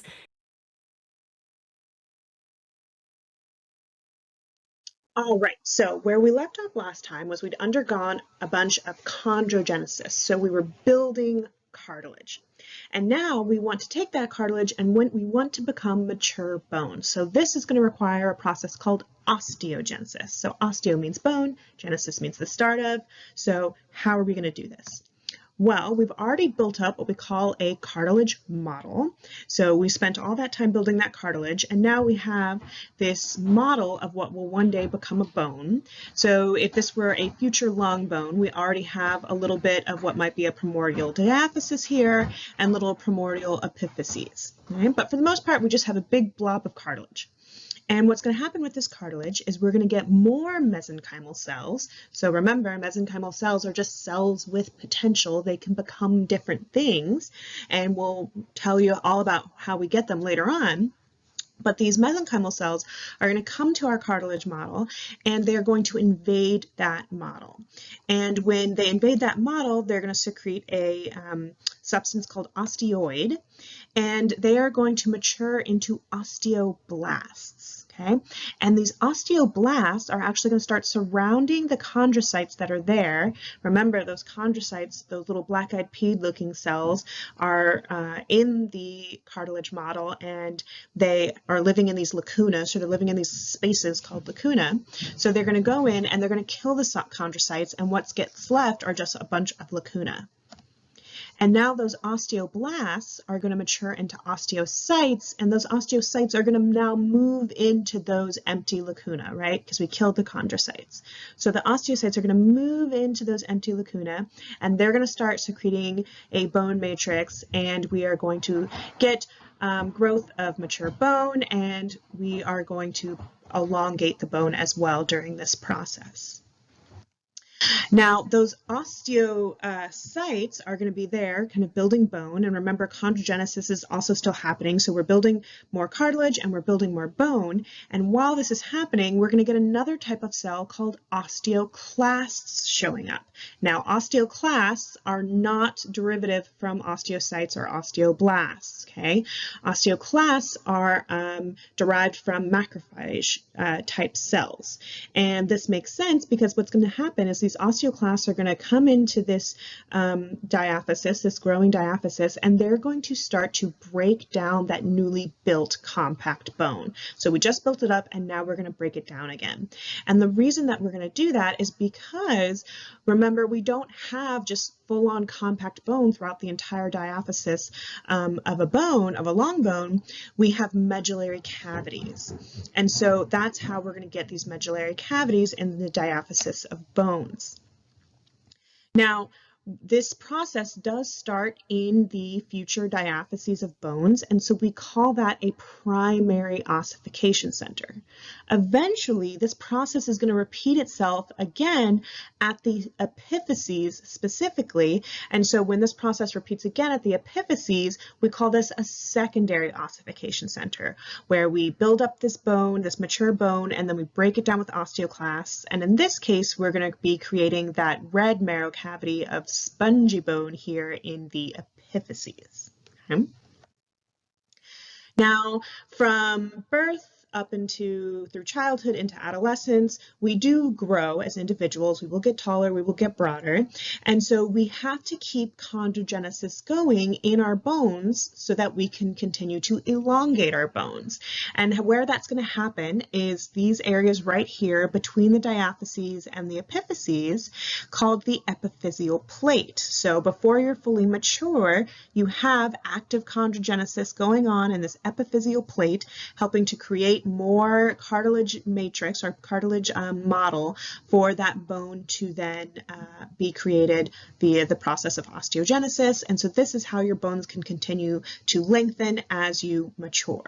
Now, eventually, once you reach full maturity, this epiphyseal plate will become what we call an epiphyseal line, and you will no longer have active chondrogenesis, osteogenesis going on over there because you are done growing.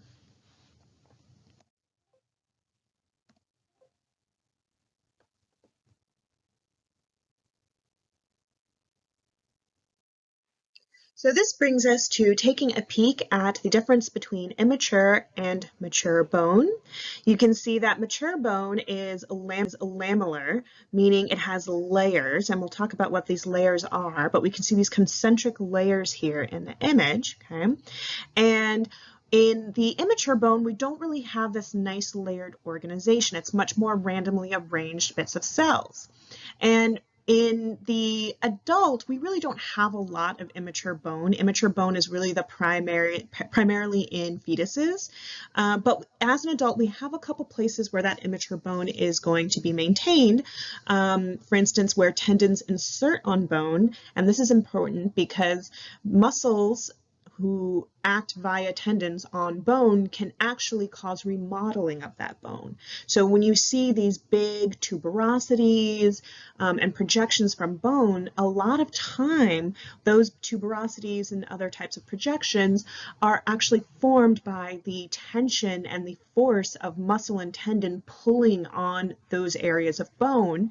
And because we have this immature bone present there, the bone can remodel, it can respond to that force and create nice, strong tuberosities or epicondyles to help the bone maintain strength against all that force.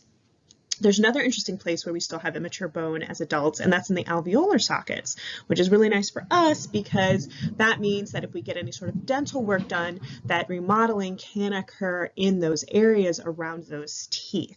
So very helpful for surgery, oral surgery.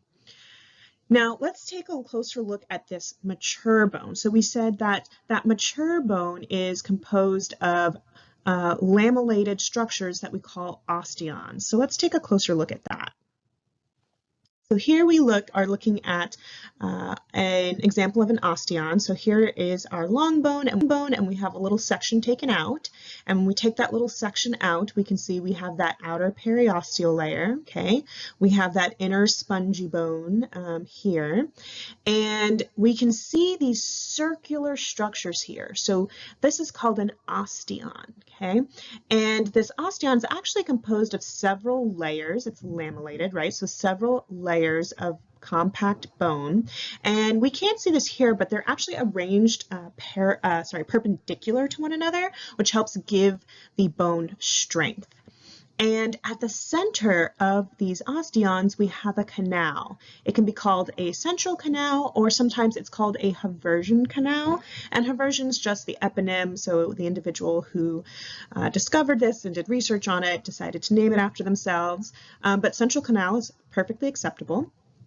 And we can appreciate this lamellar formation of the bone here with the central canal in the center there. And the other thing I want to point out that we have here, they're showing it to you in these little gray bits in the image there, and then these darker bits here. These are osteocytes. So we still have osteocytes in our mature bone, which again is very helpful for us because when necessary, these osteocytes can help with bone remodeling. So if you have a break, this is how bone can heal itself. Those osteocytes can create more bone. You have normal remodeling of your bone throughout your life anyway, which gets left over as these kind of other bits of hard bone between the osteons, which is called interstitial lamellae. So you have a little interstitial lamellae there, a little interstitial there. So that's just leftover bits from previous remodeling. And then of course we can undergo remodeling when we're responding to pressures, like big pressures from our muscles and things like that, big forces from the muscles. All right, let's wrap this up with some embryology. So here you are, weren't you cute? That's your first baby picture. And let's talk about how we get here. We're going to turn back time for a while and we're going to go all the way back to the embryo. And in this particular case, we're still pretty early on. We have our blue ectoderm, our red mesoderm, and our yellow endoderm, but we've already undergone some folding here. So instead of being a flat trilaminar disc, we are a tube within a tube within a tube, which is basically how we start off. Now, the thing that we want to pay attention to in this particular image is the paraxial mesoderm. So para means on either side, and we can see that these bits of mesoderm are sitting on either side of the neural tube, which is more dorsal, and the notochord, which is more ventral. And so the paraxial mesoderm sits on either side of that. And lo and behold, what comes from paraxial mesoderm? Mesenchymal cells. That's where all those cells were coming from, that paraxial mesoderm. Now, what's going to eventually happen with this paraxial mesoderm is it's actually going to aggregate and become blocks of tissue called somites, or blocks of cells called somites. And it's kind of hard to see how these are arranged in this particular view, so we're going to take a little artistic interpretation of this, and instead of having this one cross-section through the embryo, we're going to go ahead and we're going to look at it more longitudinally. So when we look at this more longitudinally, we have the more dorsal neural tube, the more ventral notochord. So there's your neural tube, there's your notochord, and now we're looking at it more longitudinally. And that paraxial mesoderm on either side is going to aggregate and become these blocks of cells called somites. And that's going to happen all the way down that neural tube. Now, what's going to happen with these somites is they themselves are going to start to differentiate into different regions. We're going to get a dermomyotome, and it's just like it sounds. It's going to help produce cells that will become skeletal muscle and skin. And we're going to have a sclerotome. Now, sclera means hard, so things like bones. And so this is actually going to become our vertebrae and ribs. And what the sclerotome is going to do is it's going to migrate, and it's going to start to surround our notochord and become the future vertebrae. Now, I'm only showing you it migrating on one side instead of the other. It's just a little artistic interpretation on my part because things get a little messy, but absolutely this happens on both sides. These sclerotomes are going to meet up and aggregate from both sides in order to create the future vertebrae. And so we can see it here kind of condensing around our notochord there. Now, the dermomyotome is also going to start to differentiate a little further. You're going to have a dermatome section, and that's going to be for the skin of the back and the dermis of the skin in general, and then the myotome, which is going to help become some of that skeletal muscle. Again, I've taken some artistic interpretation here of how these cells are arranged. It's a little more complicated than this, but for the most part, that's what it is. There's one more image I want to show you just to wrap all this together, and that's this image here. So here we have the developing embryo, and this is an image from the posterior view. So it's as if we're looking at the embryo's back, right? So we're looking at that posterior or dorsal view. And what we can see is we see in gray here, that's our neural tube, and then in green, they put the notochord there. Okay, remember the neural tube is most dorsal. And what's interesting about embryology and development is that we develop from cranial to caudal, and they're showing you that here. They're showing more development has happened cranially versus caudally. Okay, so you start development towards the head and it moves towards the tail. And because of that, we can appreciate in this image that we're kind of going back in time the more caudal we go. So here we have the paraxial mesoderm on either side of our notochord. Those are going to aggregate and differentiate into the somites, and that's what they're showing you here. You're going to get further differentiation of those somites into the dermamyotome, which they're showing you in yellow, and the sclerotome in these blue dots, and they're already showing that sclerotome is starting to aggregate on both sides and condense around our neural tube and our notochord to start forming the vertebrae. And the dermamyotome, they're showing you, has further differentiated into the dermatome, which will help provide future cells for the skin, and in red, that myotome, which is going to start producing skeletal muscle. But they're showing you something else here in this kind of dark purple color. They're showing you mesenchymal cells, again, boop, boop, mesenchyme, right? Mesenchymal cells, cells with potential, are starting to migrate from this region towards the future limb buds. And so this is how we're going to get our fore and hind limbs, is because this mesenchyme is going to migrate to the space that will become the future limbs. So let's take a look at what that looks like. So here you go, we're looking at limb bud development. This is limb bud development of a cute little mouse, but for the most part, it's the same process. So this is kind of where we left off. We just had this little limb bud that is filled with mesenchyme. Mesenchyme is migrating there and proliferating. And as that happens, there's something else that's occurring, and that is an outpouching of that ectodermal layer, right? Because even though we have the mesenchyme kind of aggregating in that region that will be the future limb, there's still ectoderm surrounding the entire embryo. So the ectoderm gets pushed out as a single layer there at the distalmost part of that future limb bud. It's not a single layer, there's multiple layers there of the skin, but you know what I mean. It's a very thin layer of that ectoderm is there. And the most distal part of that ectoderm of the limb bud is an area we call the apical ectodermal ridge, the AER. So there's a bit of ectoderm here at the very distal end of the limb bud, and this AER is telling the mesenchyme that's building up in this limb bud to proliferate, keep growing. And as that limb bud keeps growing, it's just going to start elongating. So you can see it elongating there.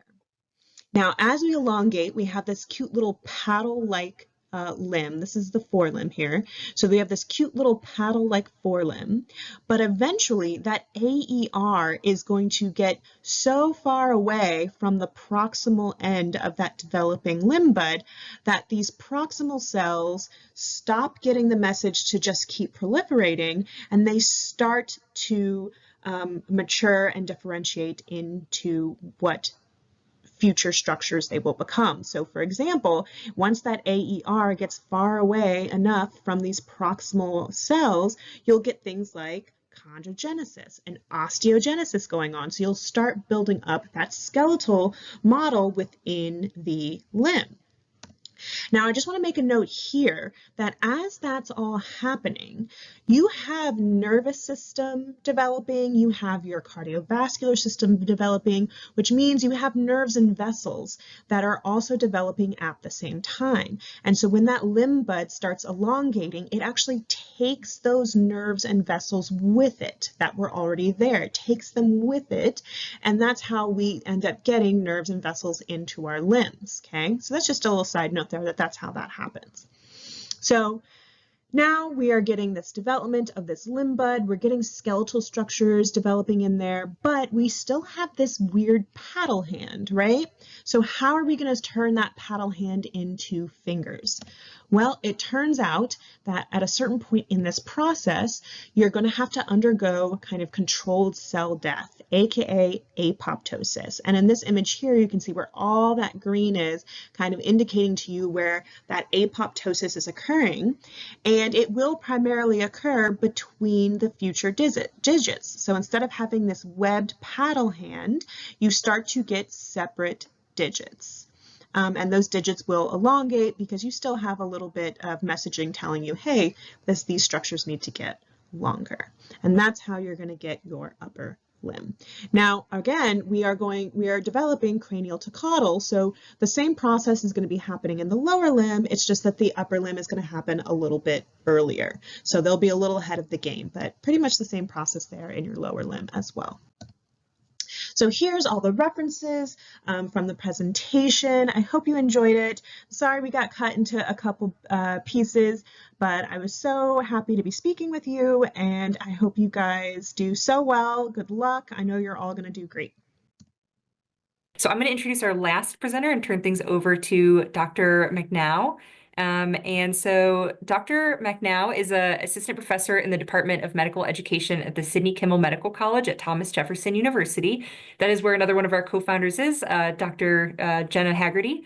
And so together there, Dr. Macnow is teaching broadly across gross anatomy, microanatomy, and neuroanatomy. He's also the pathology thread director at SKMC, in which he teaches or oversees the faculty teaching all of the pathology content in the first 2 years of the medical school at Jefferson. So I'm really excited to see all of the histology knowledge that you can pass on to us with that background. Dr. Macnow also recently completed a Master's of Health Professions education program through the Keele University with a subspecialization in accreditation and assessment.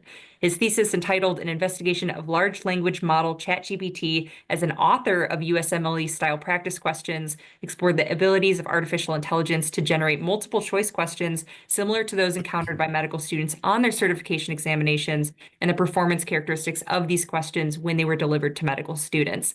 So that's really important because a lot of students are using ChatGPT to, help them study through this. I'm sure a lot of you are as well. And so that's really awesome that we've got some work there now that dives a little bit more into there. So Dr. Macnow lives in the suburbs of Philadelphia with his husband, their 4-year-old son, and their cat, and he enjoys classical music, long distance cycling, and board games. If I had more time, I would love to hear more about what board games you play, but either way, the floor is yours, and we appreciate your time for being here. Sure, thank you. Some other time we can certainly discuss that. Thank you, everyone. It's great to have you here. I know I'm the last one up, so thank you for maintaining your attention through to this point. I've been tasked with talking a bit about the nervous and supporting systems, and similar to the others, it's a lot of stuff to talk through, but I'm going to do my best to power through as quickly as we can here. Hopefully my screen is sharing. It's giving me the indication that it is, but certainly let me know if anything pops up AV-wise that's problematic here. All right. Oh, why is it not letting me advance? Let's see. Oh, okay. That changed for me. Here we go. Okay, so we have our objectives here. I've divided this not necessarily just by anatomy, histology, embryology as separate sections, but I really endeavored to go sort of system by system. We will end predominantly with the embryology content, but in other places we'll look at a little bit of both the anatomy and the histology as relevant for the particular system. And for some reason, hold on. My pen is acting weird, so I'm just going to turn off the laser pointer. There we go. All right, so let's start with the nervous system here, and we'll just start with some of the basics of the brain. You'll see in many places I'll have a compass rose just to indicate directionality, here anterior and posterior, and superior and inferior. Note that in the nervous system we'll often use terms like dorsal and ventral as well to give a sense of positionality. Here, however, I'm sticking to sort of the usual axes of anterior, posterior, superior, and inferior. Here we've got two views of the brain, a lateral view being shown on the left and a medial view where essentially we've bisected the brain or divided it into its two halves or hemispheres. So we're seeing the medial or the internal surface there. And let's just make sure we define a couple of terms here. So we have our gyri, or the single being gyrus, which are the raised areas here of cerebral cortex, the various wrinkles on the surface of the brain. And then between those, we have relatively shallow grooves referred to as sulci, or again, the singular being a sulcus. Some of these will be notably much deeper, and those will then be fissures. Fissures are generally going to divide between different lobes or between the two hemispheres, the hemispheres being essentially the two large halves of the brain, or the cerebral hemispheres at least being those two large halves of the brain. So an example there might be the longitudinal fissure, which here, essentially the space between the two hemispheres that we've divided between, would be where that longitudinal fissure exists. And we'll see others as we go through the individual lobes in a moment too. While we're here in this medial view, we'll note a couple other key features that we can appreciate really only from this internal surface. Those include the corpus callosum, which is this very large white matter connection or white matter tract.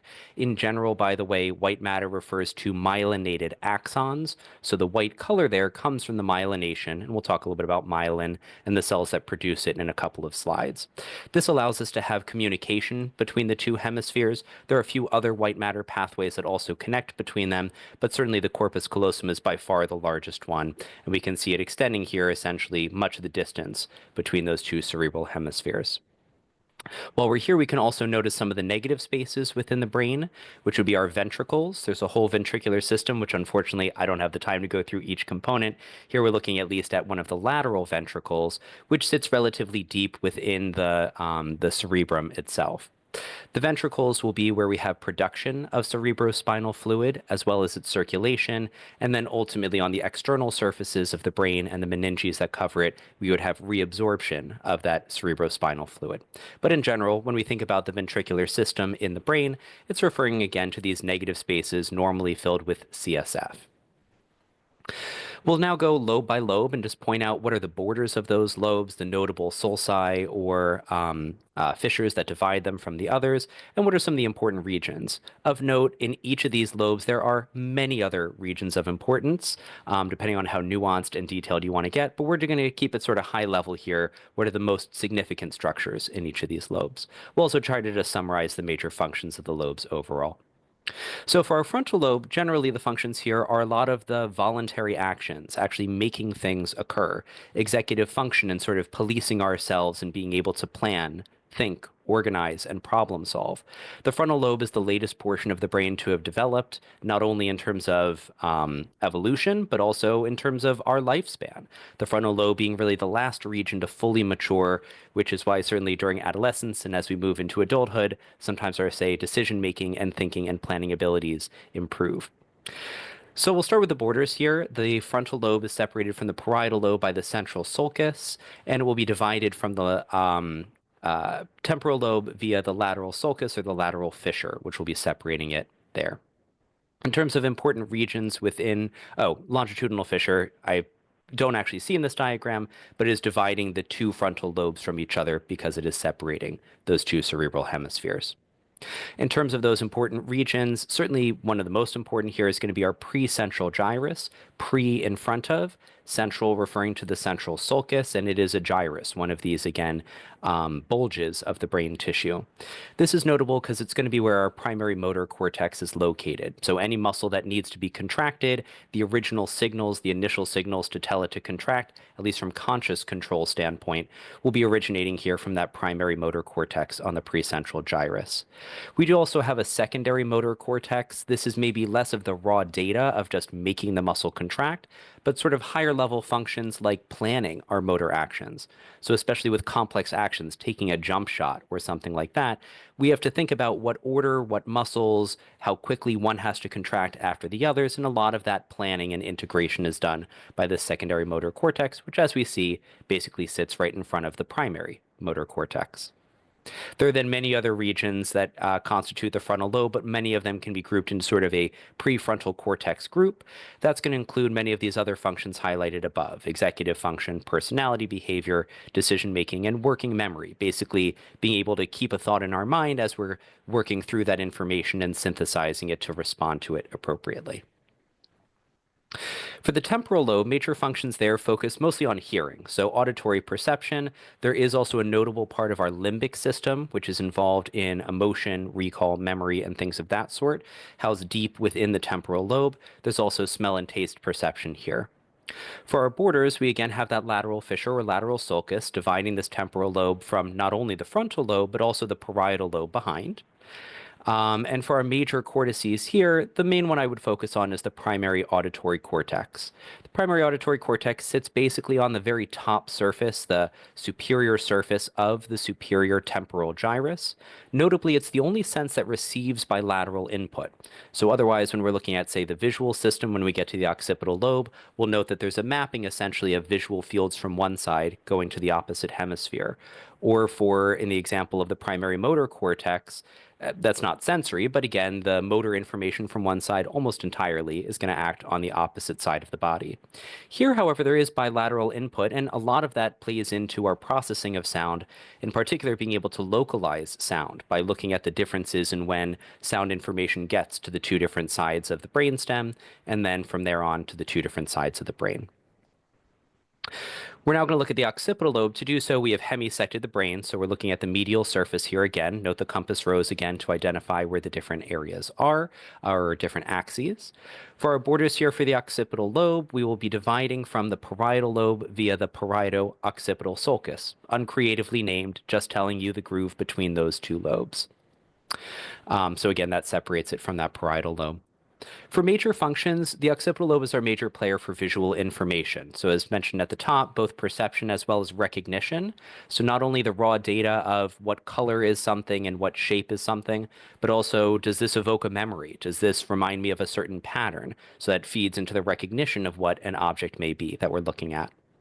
The major region I would focus on here is the primary visual cortex. The visual cortex sits, if you see the little sulcus in here, it sits on the banks of what we call the calcarine sulcus that basically divides those two different parts, an upper and a lower part of our primary visual cortex.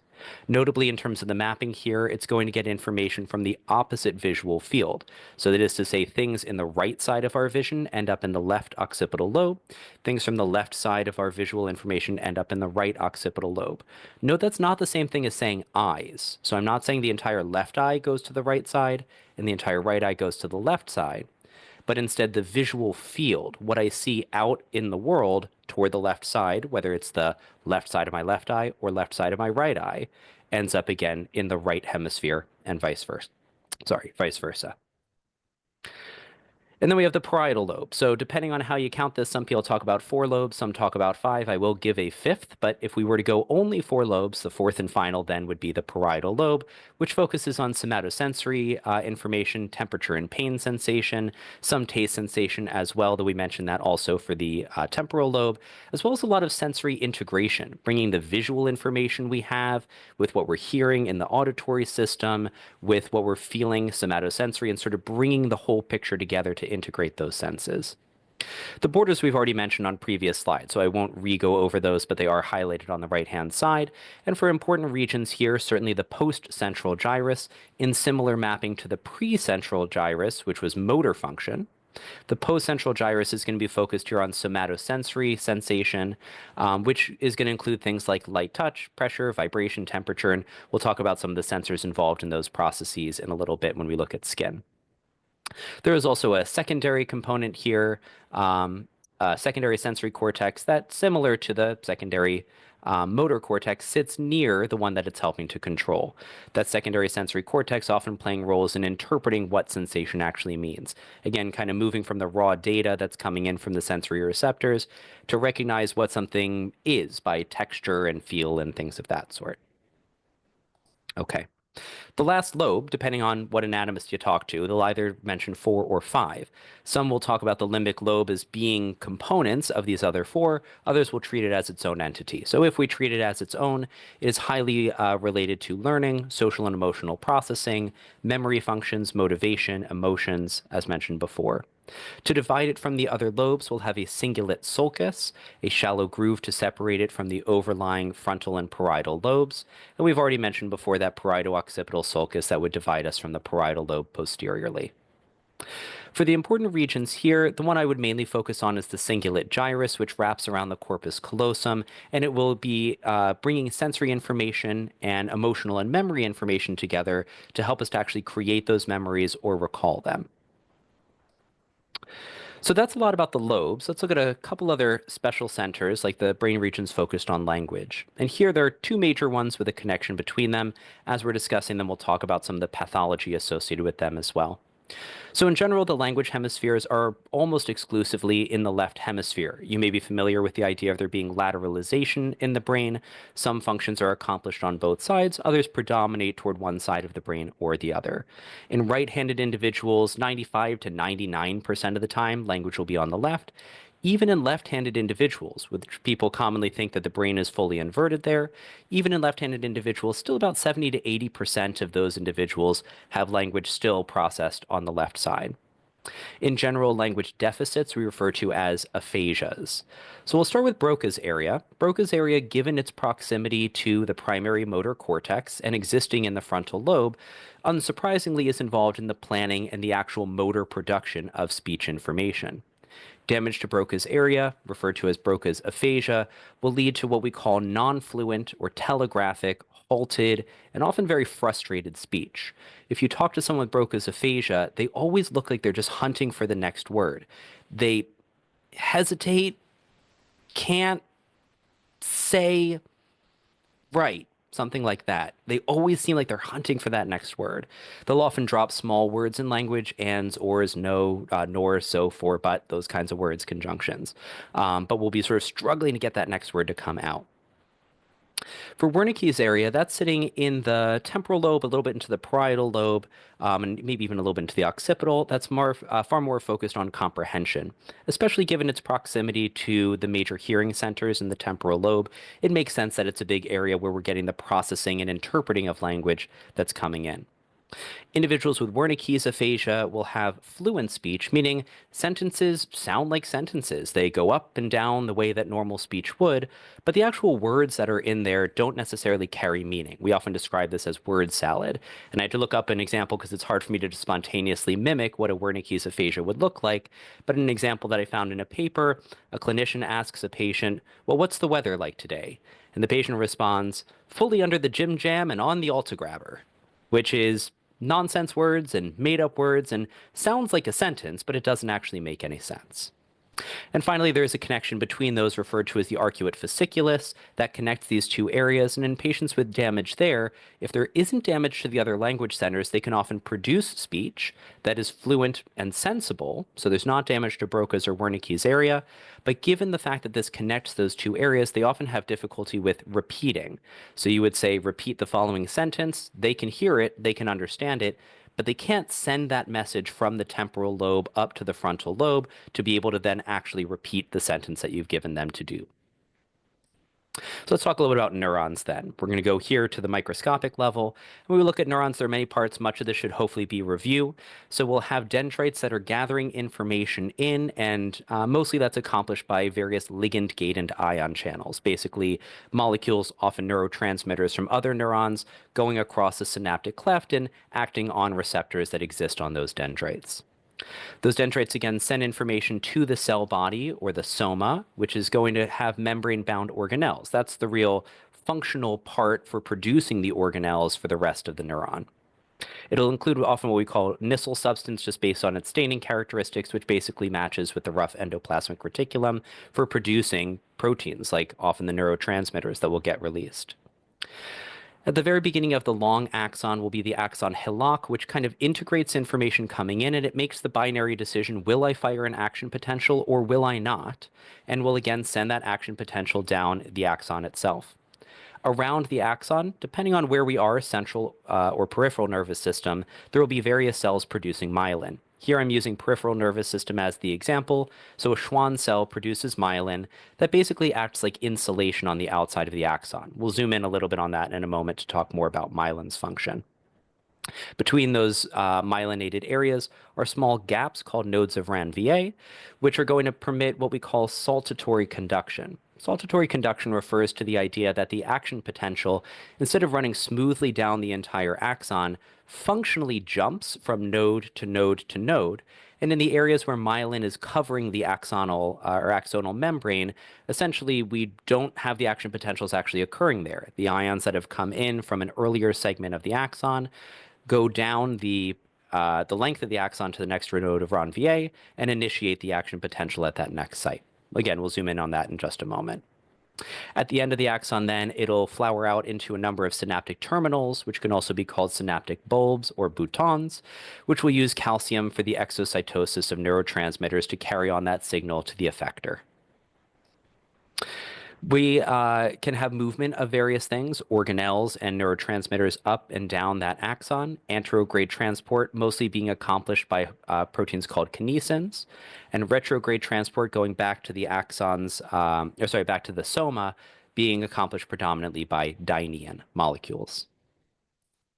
So myelination, again, the function of myelin is to be a fatty substance that acts a lot like the insulation around a wire to insulate those axons. In the central nervous system, oligodendrocytes will produce this myelin, and of note, each oligodendrocyte will have connections to multiple different axons, contributing to the myelination of several different cells. In contrast, in the peripheral nervous system, myelination is accomplished by Schwann cells, and each axon individually will be covered by multiple Schwann cells that are dedicated only to that one particular axon. There are again nodes of Ranvier between those segments of myelination where bare axonal membrane exists, and again allows this action potential to functionally jump from node to node, significantly increasing the speed of action potential conduction down that cell. So once they reach that point, what happens? Well, neurotransmitters, again, are actually produced in that soma. They're produced in the cell body. They're going to be placed in vesicles there and sent down to the synaptic terminal using kinesins for that anterograde transport. If they need to be broken down or recycled, dynein molecules could again bring those vesicles back to the soma to be able to work on them. Those vesicles normally will be stored at the synaptic terminal. We see them hanging out here.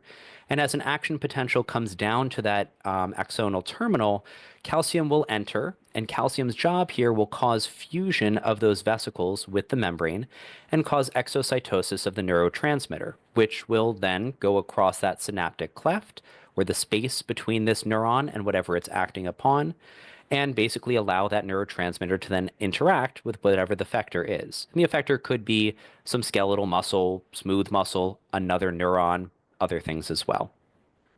That neurotransmitter then can suffer many fates. It can either be brought back into the original cell that fired it. We call that reuptake. It could be broken down by enzymes. Acetylcholine classically is broken down by acetylcholinesterase, or it can just diffuse away, simply just with time. And then there are many cells that help to support this function. So those support cells are referred to categorically as glia. We have several that exist in the central nervous system and some that exist in the peripheral nervous system. Here I've added in some cases some arrows for emphasis just to point out the individual cells. So in the central nervous system, one of the major types here will be astrocytes. Astro means star, so they have this kind of star-like or stellate or lots of spindly projections coming off of them type of appearance. They're important for supporting and nourishing the neurons. They also help to create the blood-brain barrier that basically controls what is actually going into the brain tissue in a very, very regimented way. So here, if you look carefully, we're actually seeing the processes of these astrocytes coming down, and this is a little blood vessel that they're surrounding here, the tubular structure in the middle. So they're really controlling, again, what can come out of that blood vessel and actually get into the brain tissue. Here we also see oligodendrocytes. We mentioned before those are important for myelination. In terms of their appearance, they're often described as having a fried egg appearance. So you kind of see the yolk in the middle and then the egg whites surrounding it for those oligodendrocytes. Down in the bottom left here, we've got some microglia. Microglia are the resident macrophages in the central nervous system. Macrophages in general are cells that like to gobble up materials. They were, when they were in circulation as white blood cells, monocytes. But monocytes, when they leave the circulation, we just rename them as macrophages. And some macrophages will permanently exist in a tissue with the job of generally cleaning up junk and dead cellular debris and things of that sort. So they're kind of the wastebasket part. They're picking up any trash that's there. Here, there's a lot of them together. So this probably implies some damage happened in this area that they're cleaning up. But we can see these cells with quite a bit of cytoplasm around them. Sometimes in certain scenarios, you might see little bits of material in them that they've gobbled up. And then finally over here, we've got some ependymal cells. Ependymal cells are going to line the ventricles, or actually here I'm in the spinal cord. This is lining the central canal there, and they produce cerebrospinal fluid. They're often these columnar cells. They have little ciliated surfaces up at the top, and they should be lining fluid-filled spaces because, again, they're dumping fluid into those areas. CSF, again, being cerebrospinal fluid. Out in the peripheral nervous system, we've got some Schwann cells here. Those, again, are for myelination. To decode the histology here, if you look carefully, you'll see a little bit of a darker spot in the middle. That's actually the axon of a cell, of a neuron. And then the Schwann cell is creating basically this kind of glassy pinker material around it. So similarly here, this is the axon of a neuron, and then the Schwann cell is creating the myelin that surrounds it there. Down at the bottom, then we've got some satellite cells. Satellite cells will generally exist in ganglia, ganglia being collections of cell bodies in the peripheral nervous system, and they're sort of electrochemical support for those neurons to be able to help them survive and maintain their electrochemical gradients. Okay, that's a lot, but let's talk a little bit about the skin. So I'm not going to go over all the details in the skin. I've been tasked here with mostly focusing on the sensory receptors, which will tie in nicely to some of that neuro content we were just focusing on. And there are lots of sensory receptors. I'm going to focus on 4 of them in particular and make sure that you're seeing the histology for 2 of them at least that are quite recognizable. So the first of these, we have some free nerve endings. Free nerve endings are pretty hard to see histologically. They're incredibly small. So unless you're staining for them specifically, generally not really appreciated on a routine slide. But they exist in the epidermis, our most superficial layers of the skin, and they respond to painful stimuli. We also can see some Pacinian corpuscles, and here are ones that I probably would know the appearance of. They have a very characteristic look, often described as an onion skin appearance, so it kind of looks like you took an onion, lopped it in half, and you see all these nice concentric circles, essentially, that produce the structure. That structure allows them to basically respond to deep pressure and to fast rates of vibration.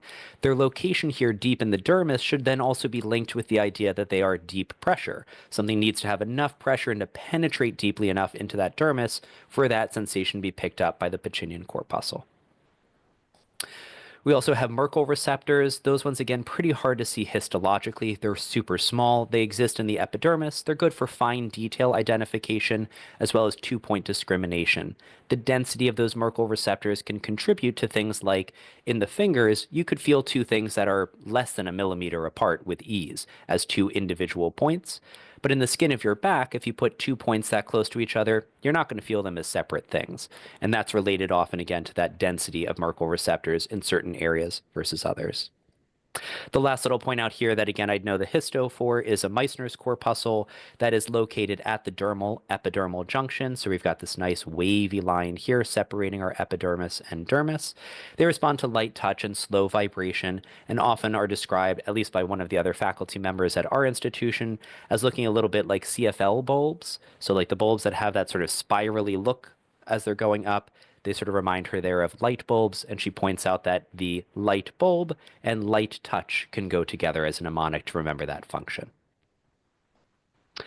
We also have a few skin appendages we'll point out here. So we've got some different types of sweat glands. Before, Dr. Frank had talked about different patterns of secretion and even mentioned some of these different patterns specifically. Eccrine sweat glands are going to use just your usual pattern of secretion. They'll be located in the dermis. They're predominantly used for thermoregulation. So these are just your routine, run-of-the-mill standard sweat glands that produce watery secretions and just release them basically into a duct. Apocrine sweat glands are a little bit more specialized. They're specifically located in the dermis in select areas like the axilla or armpit and the genitalial regions. The secretions that they produce are a little bit more proteinaceous and fatty, and given the name, they're released by apocrine secretion. In other words, chunks of the cell falling off to become that secretion. Maybe not super well seen in this particular image, but you can sometimes see this sort of cloudy material in the lumen of that gland, which again are basically those chunks of cells falling off. Histologically, the cells tend to be a little bit more plump, a little bit more pink in color in comparison to those eccrine sweat glands. And finally, for hair, so hair follicles are epidermal appendages, basically extra materials that exist within the epidermis, but dive down to be anchored all the way in the dermis. The base of a hair follicle will contain a bulb, which has the proliferative matrix that's producing that hair, as well as the pigment cells that create its color. And we can see that histologically here down that swelling at the bottom of the hair. Going into that bulb will be a small papilla. A papilla in general refers to a small finger-like projection, often with a vessel within it. Here that's providing the blood supply to the papilla or to the hair follicle. We can see that again histologically. And then we also have a couple other structures that play with the hair, both covering it as well as moving it. So we have erector pili muscles, or hair erector muscles, that cause goosebumps and are important for basically trapping air under the hair to help with thermoregulation, as well as sebaceous glands that produce sebum, a secretion that's somewhat oily and that covers and protects the hair itself. Usually there's 2 or 3 of these sebaceous glands per the hair, and you can see at least one example here kind of sticking out from the side, dumping its secretion into the shaft or onto the shaft of the hair. While we're here, we also see another one of those eccrine sweat glands, so you can just get a sense of the scale compared to the hair itself. All right, let's talk a little about lymphatics, and we'll dive into the embryology as we wrap up. So there are a lot of different groups of lymph nodes. When you talk to oncologists, surgical oncologists who do staging procedures and they have to dissect lymph nodes, there are dozens of different groups all over the body. But we'll highlight maybe just a couple of the very large groups that drain major body regions. Generally, they're just named after where they're located. So we'll have cervical lymph nodes. Cervical in general referring to neck. So the uterine cervix also is sort of the neck of the uterus. Cervical in this context is referring to the region of the neck anatomically. And that's going to drain structures of the head and neck. So that's the face, the oral cavity, the nasal cavity, and the throat or pharynx. We have axillary lymph nodes that are located in the armpit.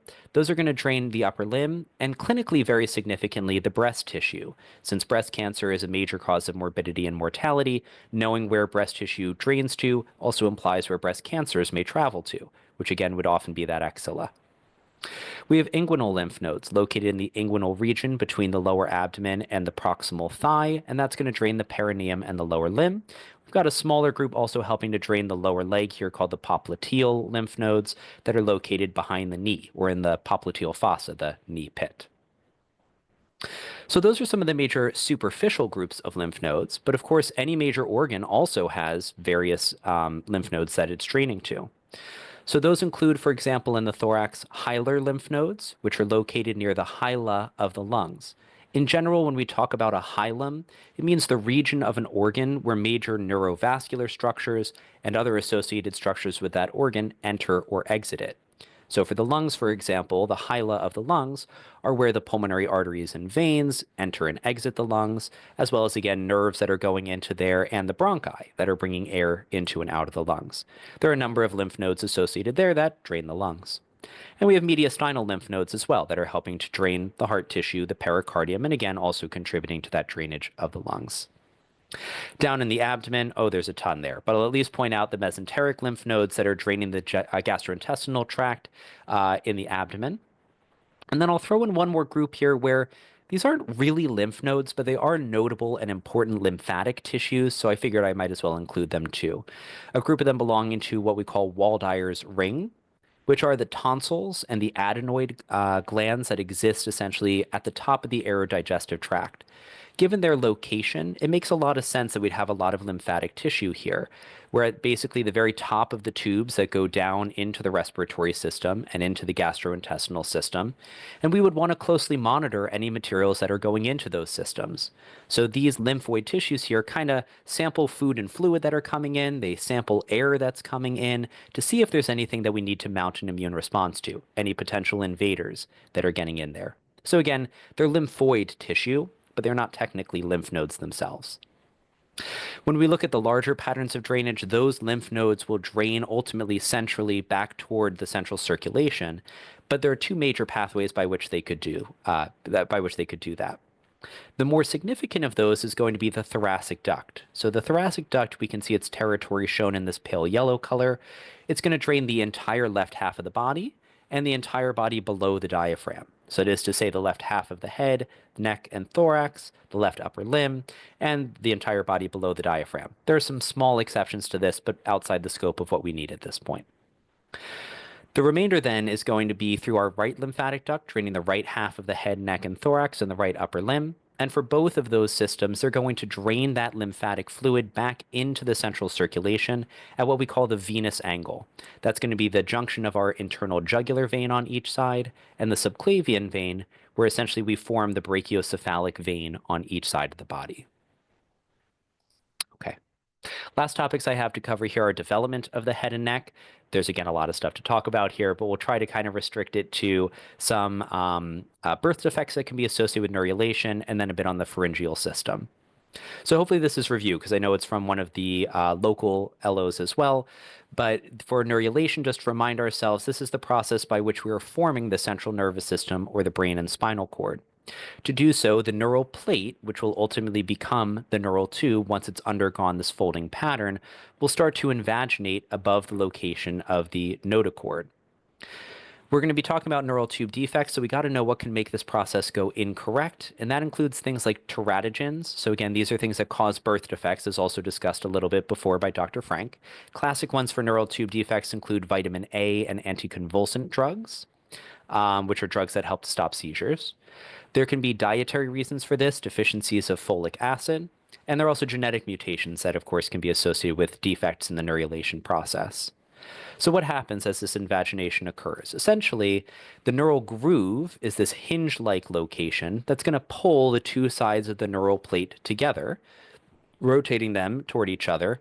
And at the same time, we're going to have some pushing at the top from ectoderm, which elevates the neural folds and creates these regions referred to as neural crest, basically the very top of the formation of the neural tube. But as we'll see, it'll break off as a separate entity.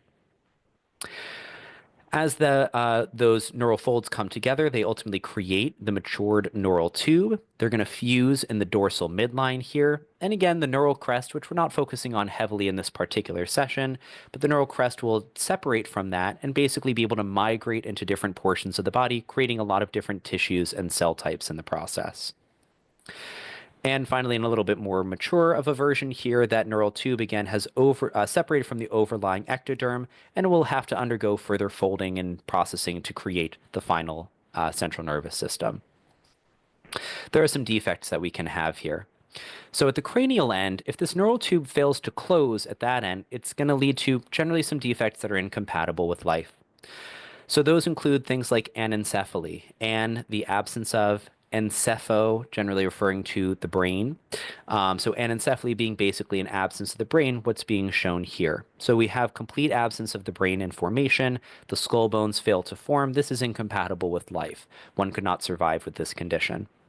There are other versions here that also, unfortunately, generally are incompatible with like miroanencephaly, a partial absence of the brain, slightly more common, and exencephaly, where the skull bones do form at least partially, but the brain is often exposed and maybe partially extruded, and again, that is also incompatible with life.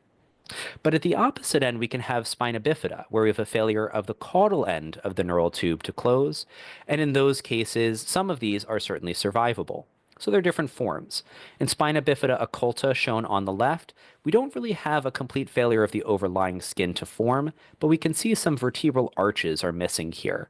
And so this may not be picked up at birth, but sometimes can be implied by a little tuft of hair that often will overlie the site. We can also have meningocele or myelomeningocele, where the vertebral arches are infused, but we have this sac-like protrusion, where either we may have some of the nerves and spinal cord present in it, that would be a myelo referring to the spinal cord, meningocele, or just meningeal tissue, which would be meningocele here. Finally, we could have a complete failure of closure where we have exposure of these tissues to the outside world, and that's referred to as myeloschisis, or if it's extensive, something called rachaschisis. The last thing for me to talk about here is the pharyngeal apparatus, which will take a whirlwind tour, but we'll do our best.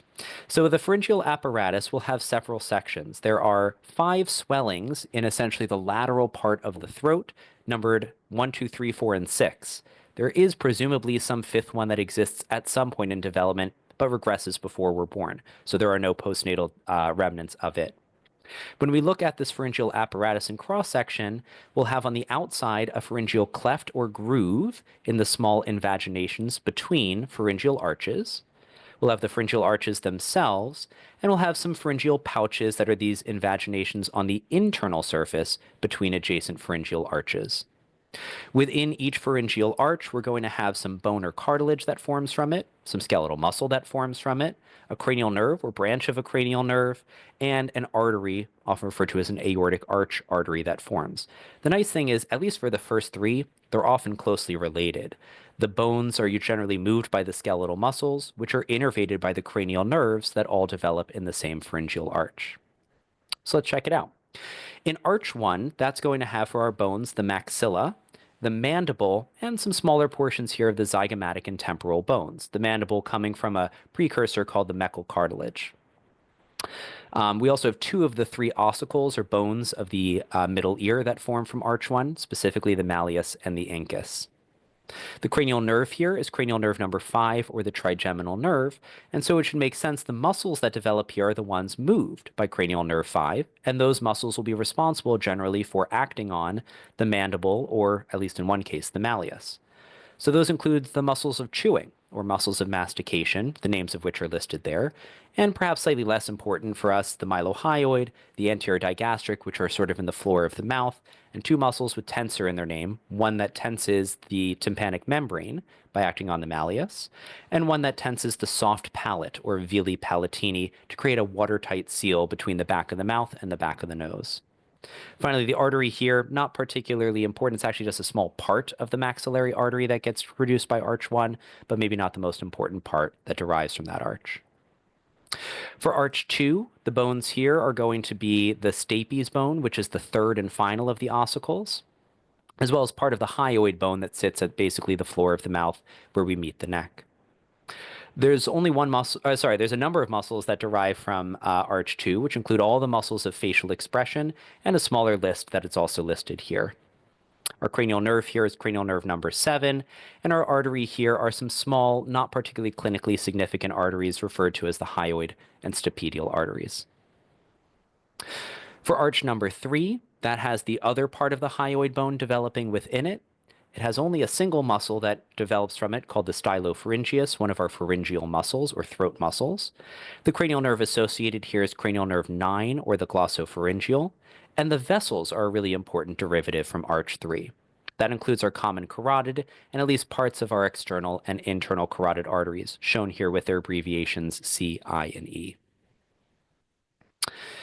I've got 2 slides left. Do you mind if I take this one last minute to do these last 2? That's all right. Yeah, it's Okay. a tough concept, and I appreciate you working through this. Sure. We're so close. So I know I'm going over by a minute, but we're so close here. Let me just wrap it up.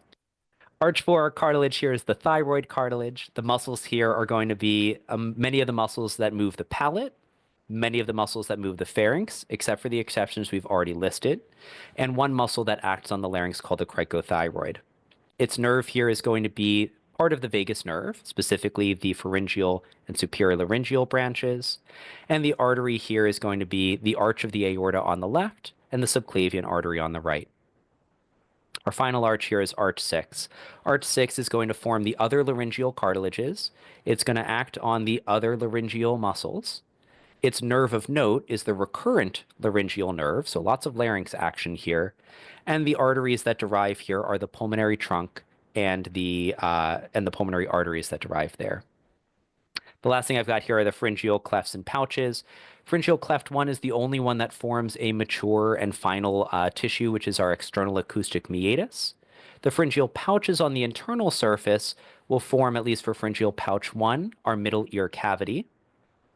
For pharyngeal pouch 2, the palatine tonsil, part of Waldeyer's ring mentioned before. For pharyngeal pouch 3, our thymus, and notably the inferior parathyroid glands. That occurs because basically the thymus migrates down toward the chest, dragging this parathyroid gland with it until it's just about to leave the neck, and that parathyroid gland breaks off to form the inferior one. And our final pouch, pouch 4, forming our superior parathyroid glands, and the ultimobranchial body, something that ultimately differentiates into the calcitonin-producing C cells of the thyroid. I've got a few practice questions here, but I will maybe leave those for a separate recording as well. Other than that, I thank you very much for your time and would certainly welcome any questions on this. Hello, this is Dr. Alexander Macnow. This video is meant as a supplement to the nervous and supporting systems session that we had done for the regional review. This will consist of 4 review questions. These are intended to be kind of higher level questions. They're going to look at the clinical application of some of this material. You should still be able to answer all of this by first principles and the content that was covered, however, in the session. But I think it's sort of fun. It gives an opportunity to see how this material actually ends up being clinically important as we deal with patients. So for each of these questions, I'll give you an opportunity to read through, think a little bit on your own. I'd encourage you to pause the video at that point, and then I'll do a bit of a walkthrough in the question, point out its notable features, get us to the answer, and hopefully provide a little bit of an explanation of incorrect answers as well. So let's start with this first question. Take a minute or so to read through this and maybe think through it on your own. Feel free again to pause the video here, and then I will go ahead and walk through the example. All right, so I'm going to hope that you went ahead and paused it here, just reading through. So it's a young patient here, a 6-month-old infant, we're told, which should imply to us that this is probably going to be something congenital or genetic or sort of notable that would show up early in an individual's life. They're brought to the pediatrician by their parents. Their concerns about rapid head growth. Okay, so we have a presenting symptom, a reason that this patient has been brought in. The head circumference is above the 99th percentile. Okay, that would fit with the idea of rapid head growth. Developmental milestones have been delayed, particularly in motor skills like rolling over. So we might start thinking about what areas could be affected by this of the brain or areas that are involved in those skills. But let's keep reading and see what we're actually going to get asked here. An MRI of the brain reveals some of the ventricles are massively dilated. So let's make sure we remember what ventricles are. Ventricles, again, are these not negative spaces, but they're areas that are not occupied by brain tissue. But instead, what are they occupied by? It's going to be cerebrospinal fluid. So these are areas that would sort of look like empty spaces if we were looking at the brain, but normally when someone is alive would be filled with cerebrospinal fluid that bathes the brain, helps to support it, provide buoyancy and sort of a cushion around the brain and spinal cord relative to the bones that surround them. So the ventricles are massively dilated, implying a blockage in part of the ventricular system. Again, the system that's involved in that cerebrospinal fluid production and circulation. So then we're asked, which of the following cell types produces the material in these dilated ventricles? We've already pointed out that material is going to be cerebrospinal fluid. So let's remind ourselves, what are the glial cells that are responsible for producing cerebrospinal fluid? Those are, of course, ependymal cells. Ependymal cells are going to be organized in a tissue called choroid plexus. They usually sit on top of blood vessels. They kind of pull some of the fluid from the blood vessel, basically the serum or the plasma portion of blood. They process it, sort of change the chemical makeup of it a bit, and they'll extrude it then into that ventricular system, producing that cerebrospinal fluid and allowing for its circulation through the remainder of that ventricular system. Let's remind ourselves of what these other glial cells do. Astrocytes, we remind ourselves, are these cells that have these long kind of spindly projections coming off of them. They're going to be important for supporting neurons. They also are important for creating and maintaining the blood-brain barrier, which controls the flux of materials into the brain tissue in a very highly regulated way from the bloodstream. Microglia, or answer choice C, are our resident macrophages of the central nervous system. So they're going to be phagocytic cells, cells that go around and basically absorb or gobble up materials, often debris, or if there's been an infection, dead organisms, things of that sort. And they're going to be responsible for breaking those down. Neurons are, of course, sort of the workhorse of the nervous system. They'll be the ones that have dendrites for gathering information, the cell body, and a long myelinated axon, myelinated in most cases, to be able to basically transmit information and do all the processes we associate with the central nervous system, or in general, the nervous system, because, of course, the peripheral parts are also made of neurons, too. And finally, oligodendrocytes, answer choice E. Those are going to be our cells responsible for myelination, specifically in the central nervous system. Let's remind ourselves that Schwann cells would be their equivalent in the peripheral nervous system, although the number of cells per axon and the number of axons per cell vary a little bit between those two, as discussed in the review material. So great. Our answer choice again here is ependymal cells. By the way, this condition is referred to as hydrocephalus. So hydro, water, cephalus, brain. Essentially, this is an expansion of the brain. Usually here, the most common location for blockage is something called the cerebral aqueduct, which is a very narrow part of the ventricular system, kind of cutting through the midbrain, and at birth can be blocked, leading to, again, significant expansion of the ventricles that are before that cerebral aqueduct. Creating basically the findings that are described here. All right, let's take a look at our next question. So again, take a minute to read through this question, and then we'll go ahead and analyze what's going on and figure it out.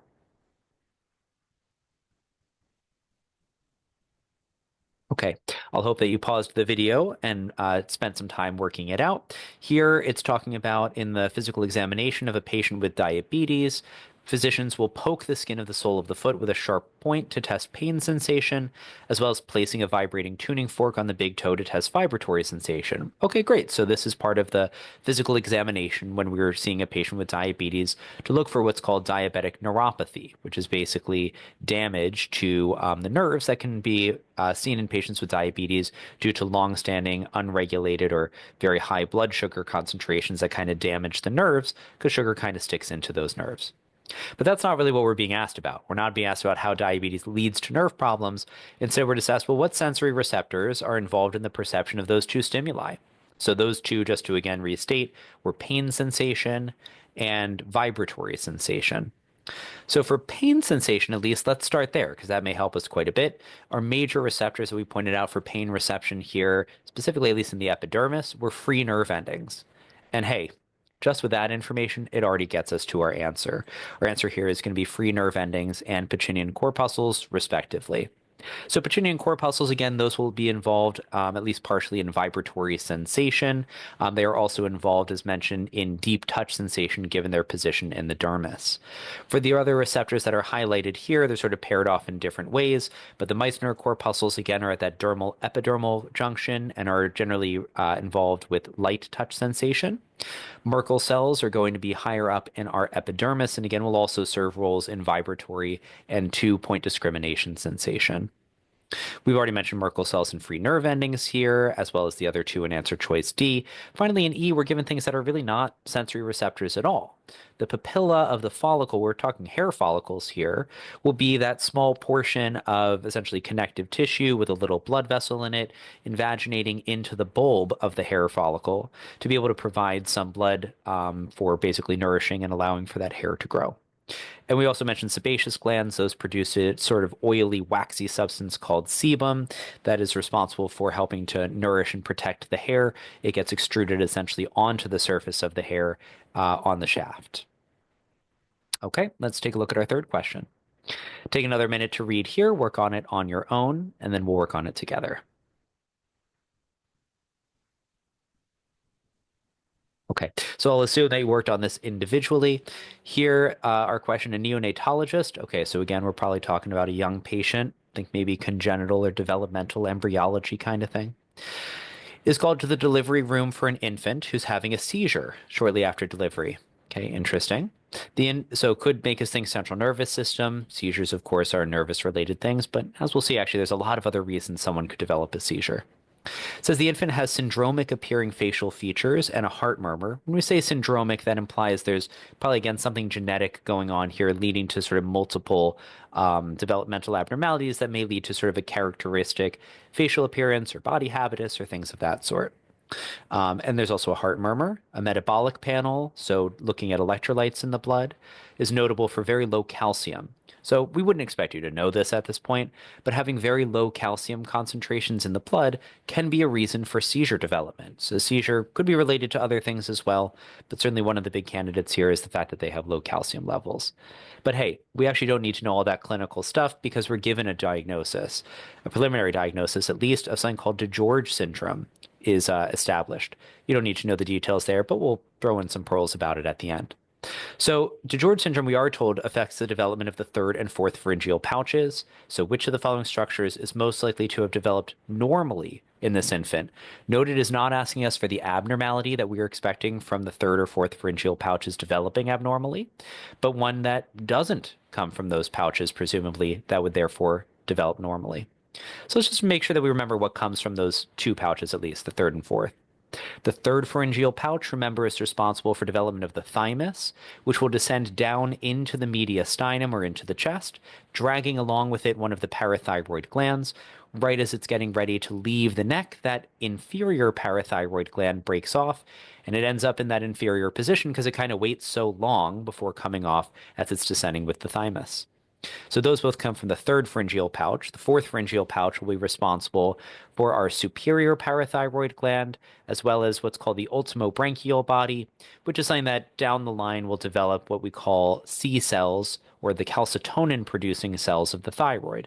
We also call those parafollicular cells. So with that, we can basically knock out all of our answers except answer choice B.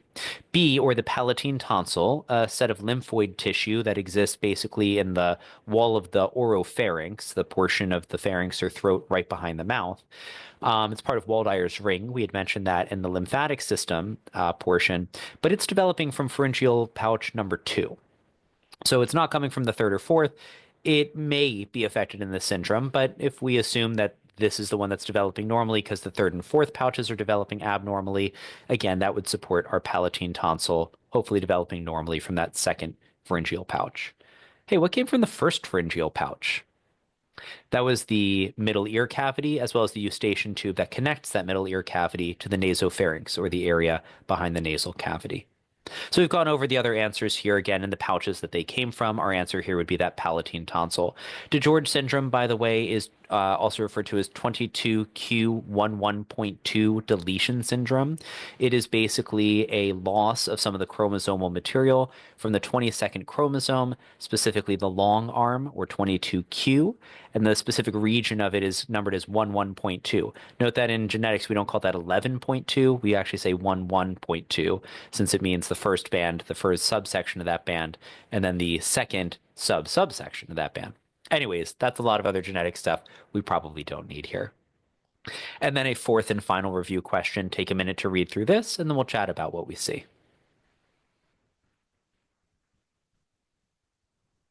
Okay, a very clinical question here.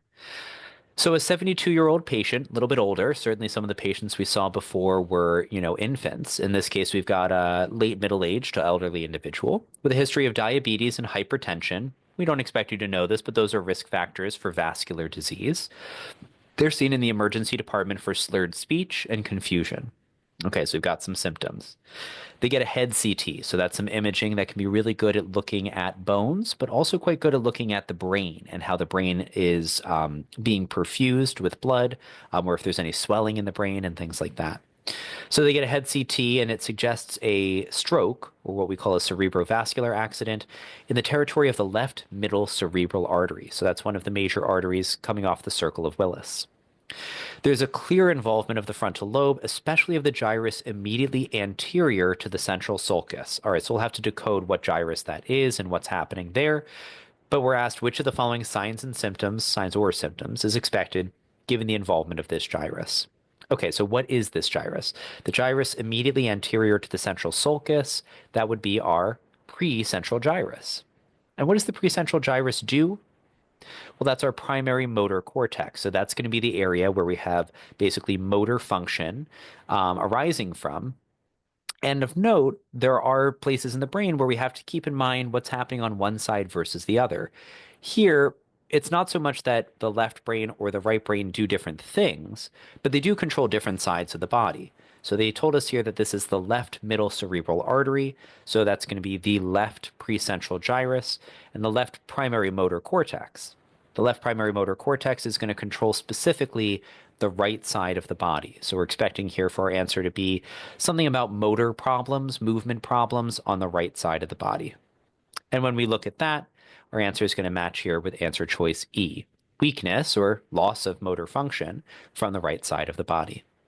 Let's make sure that we take a look at the other ones and make sure that we understand where they're coming from. So absence of hearing from the right ear.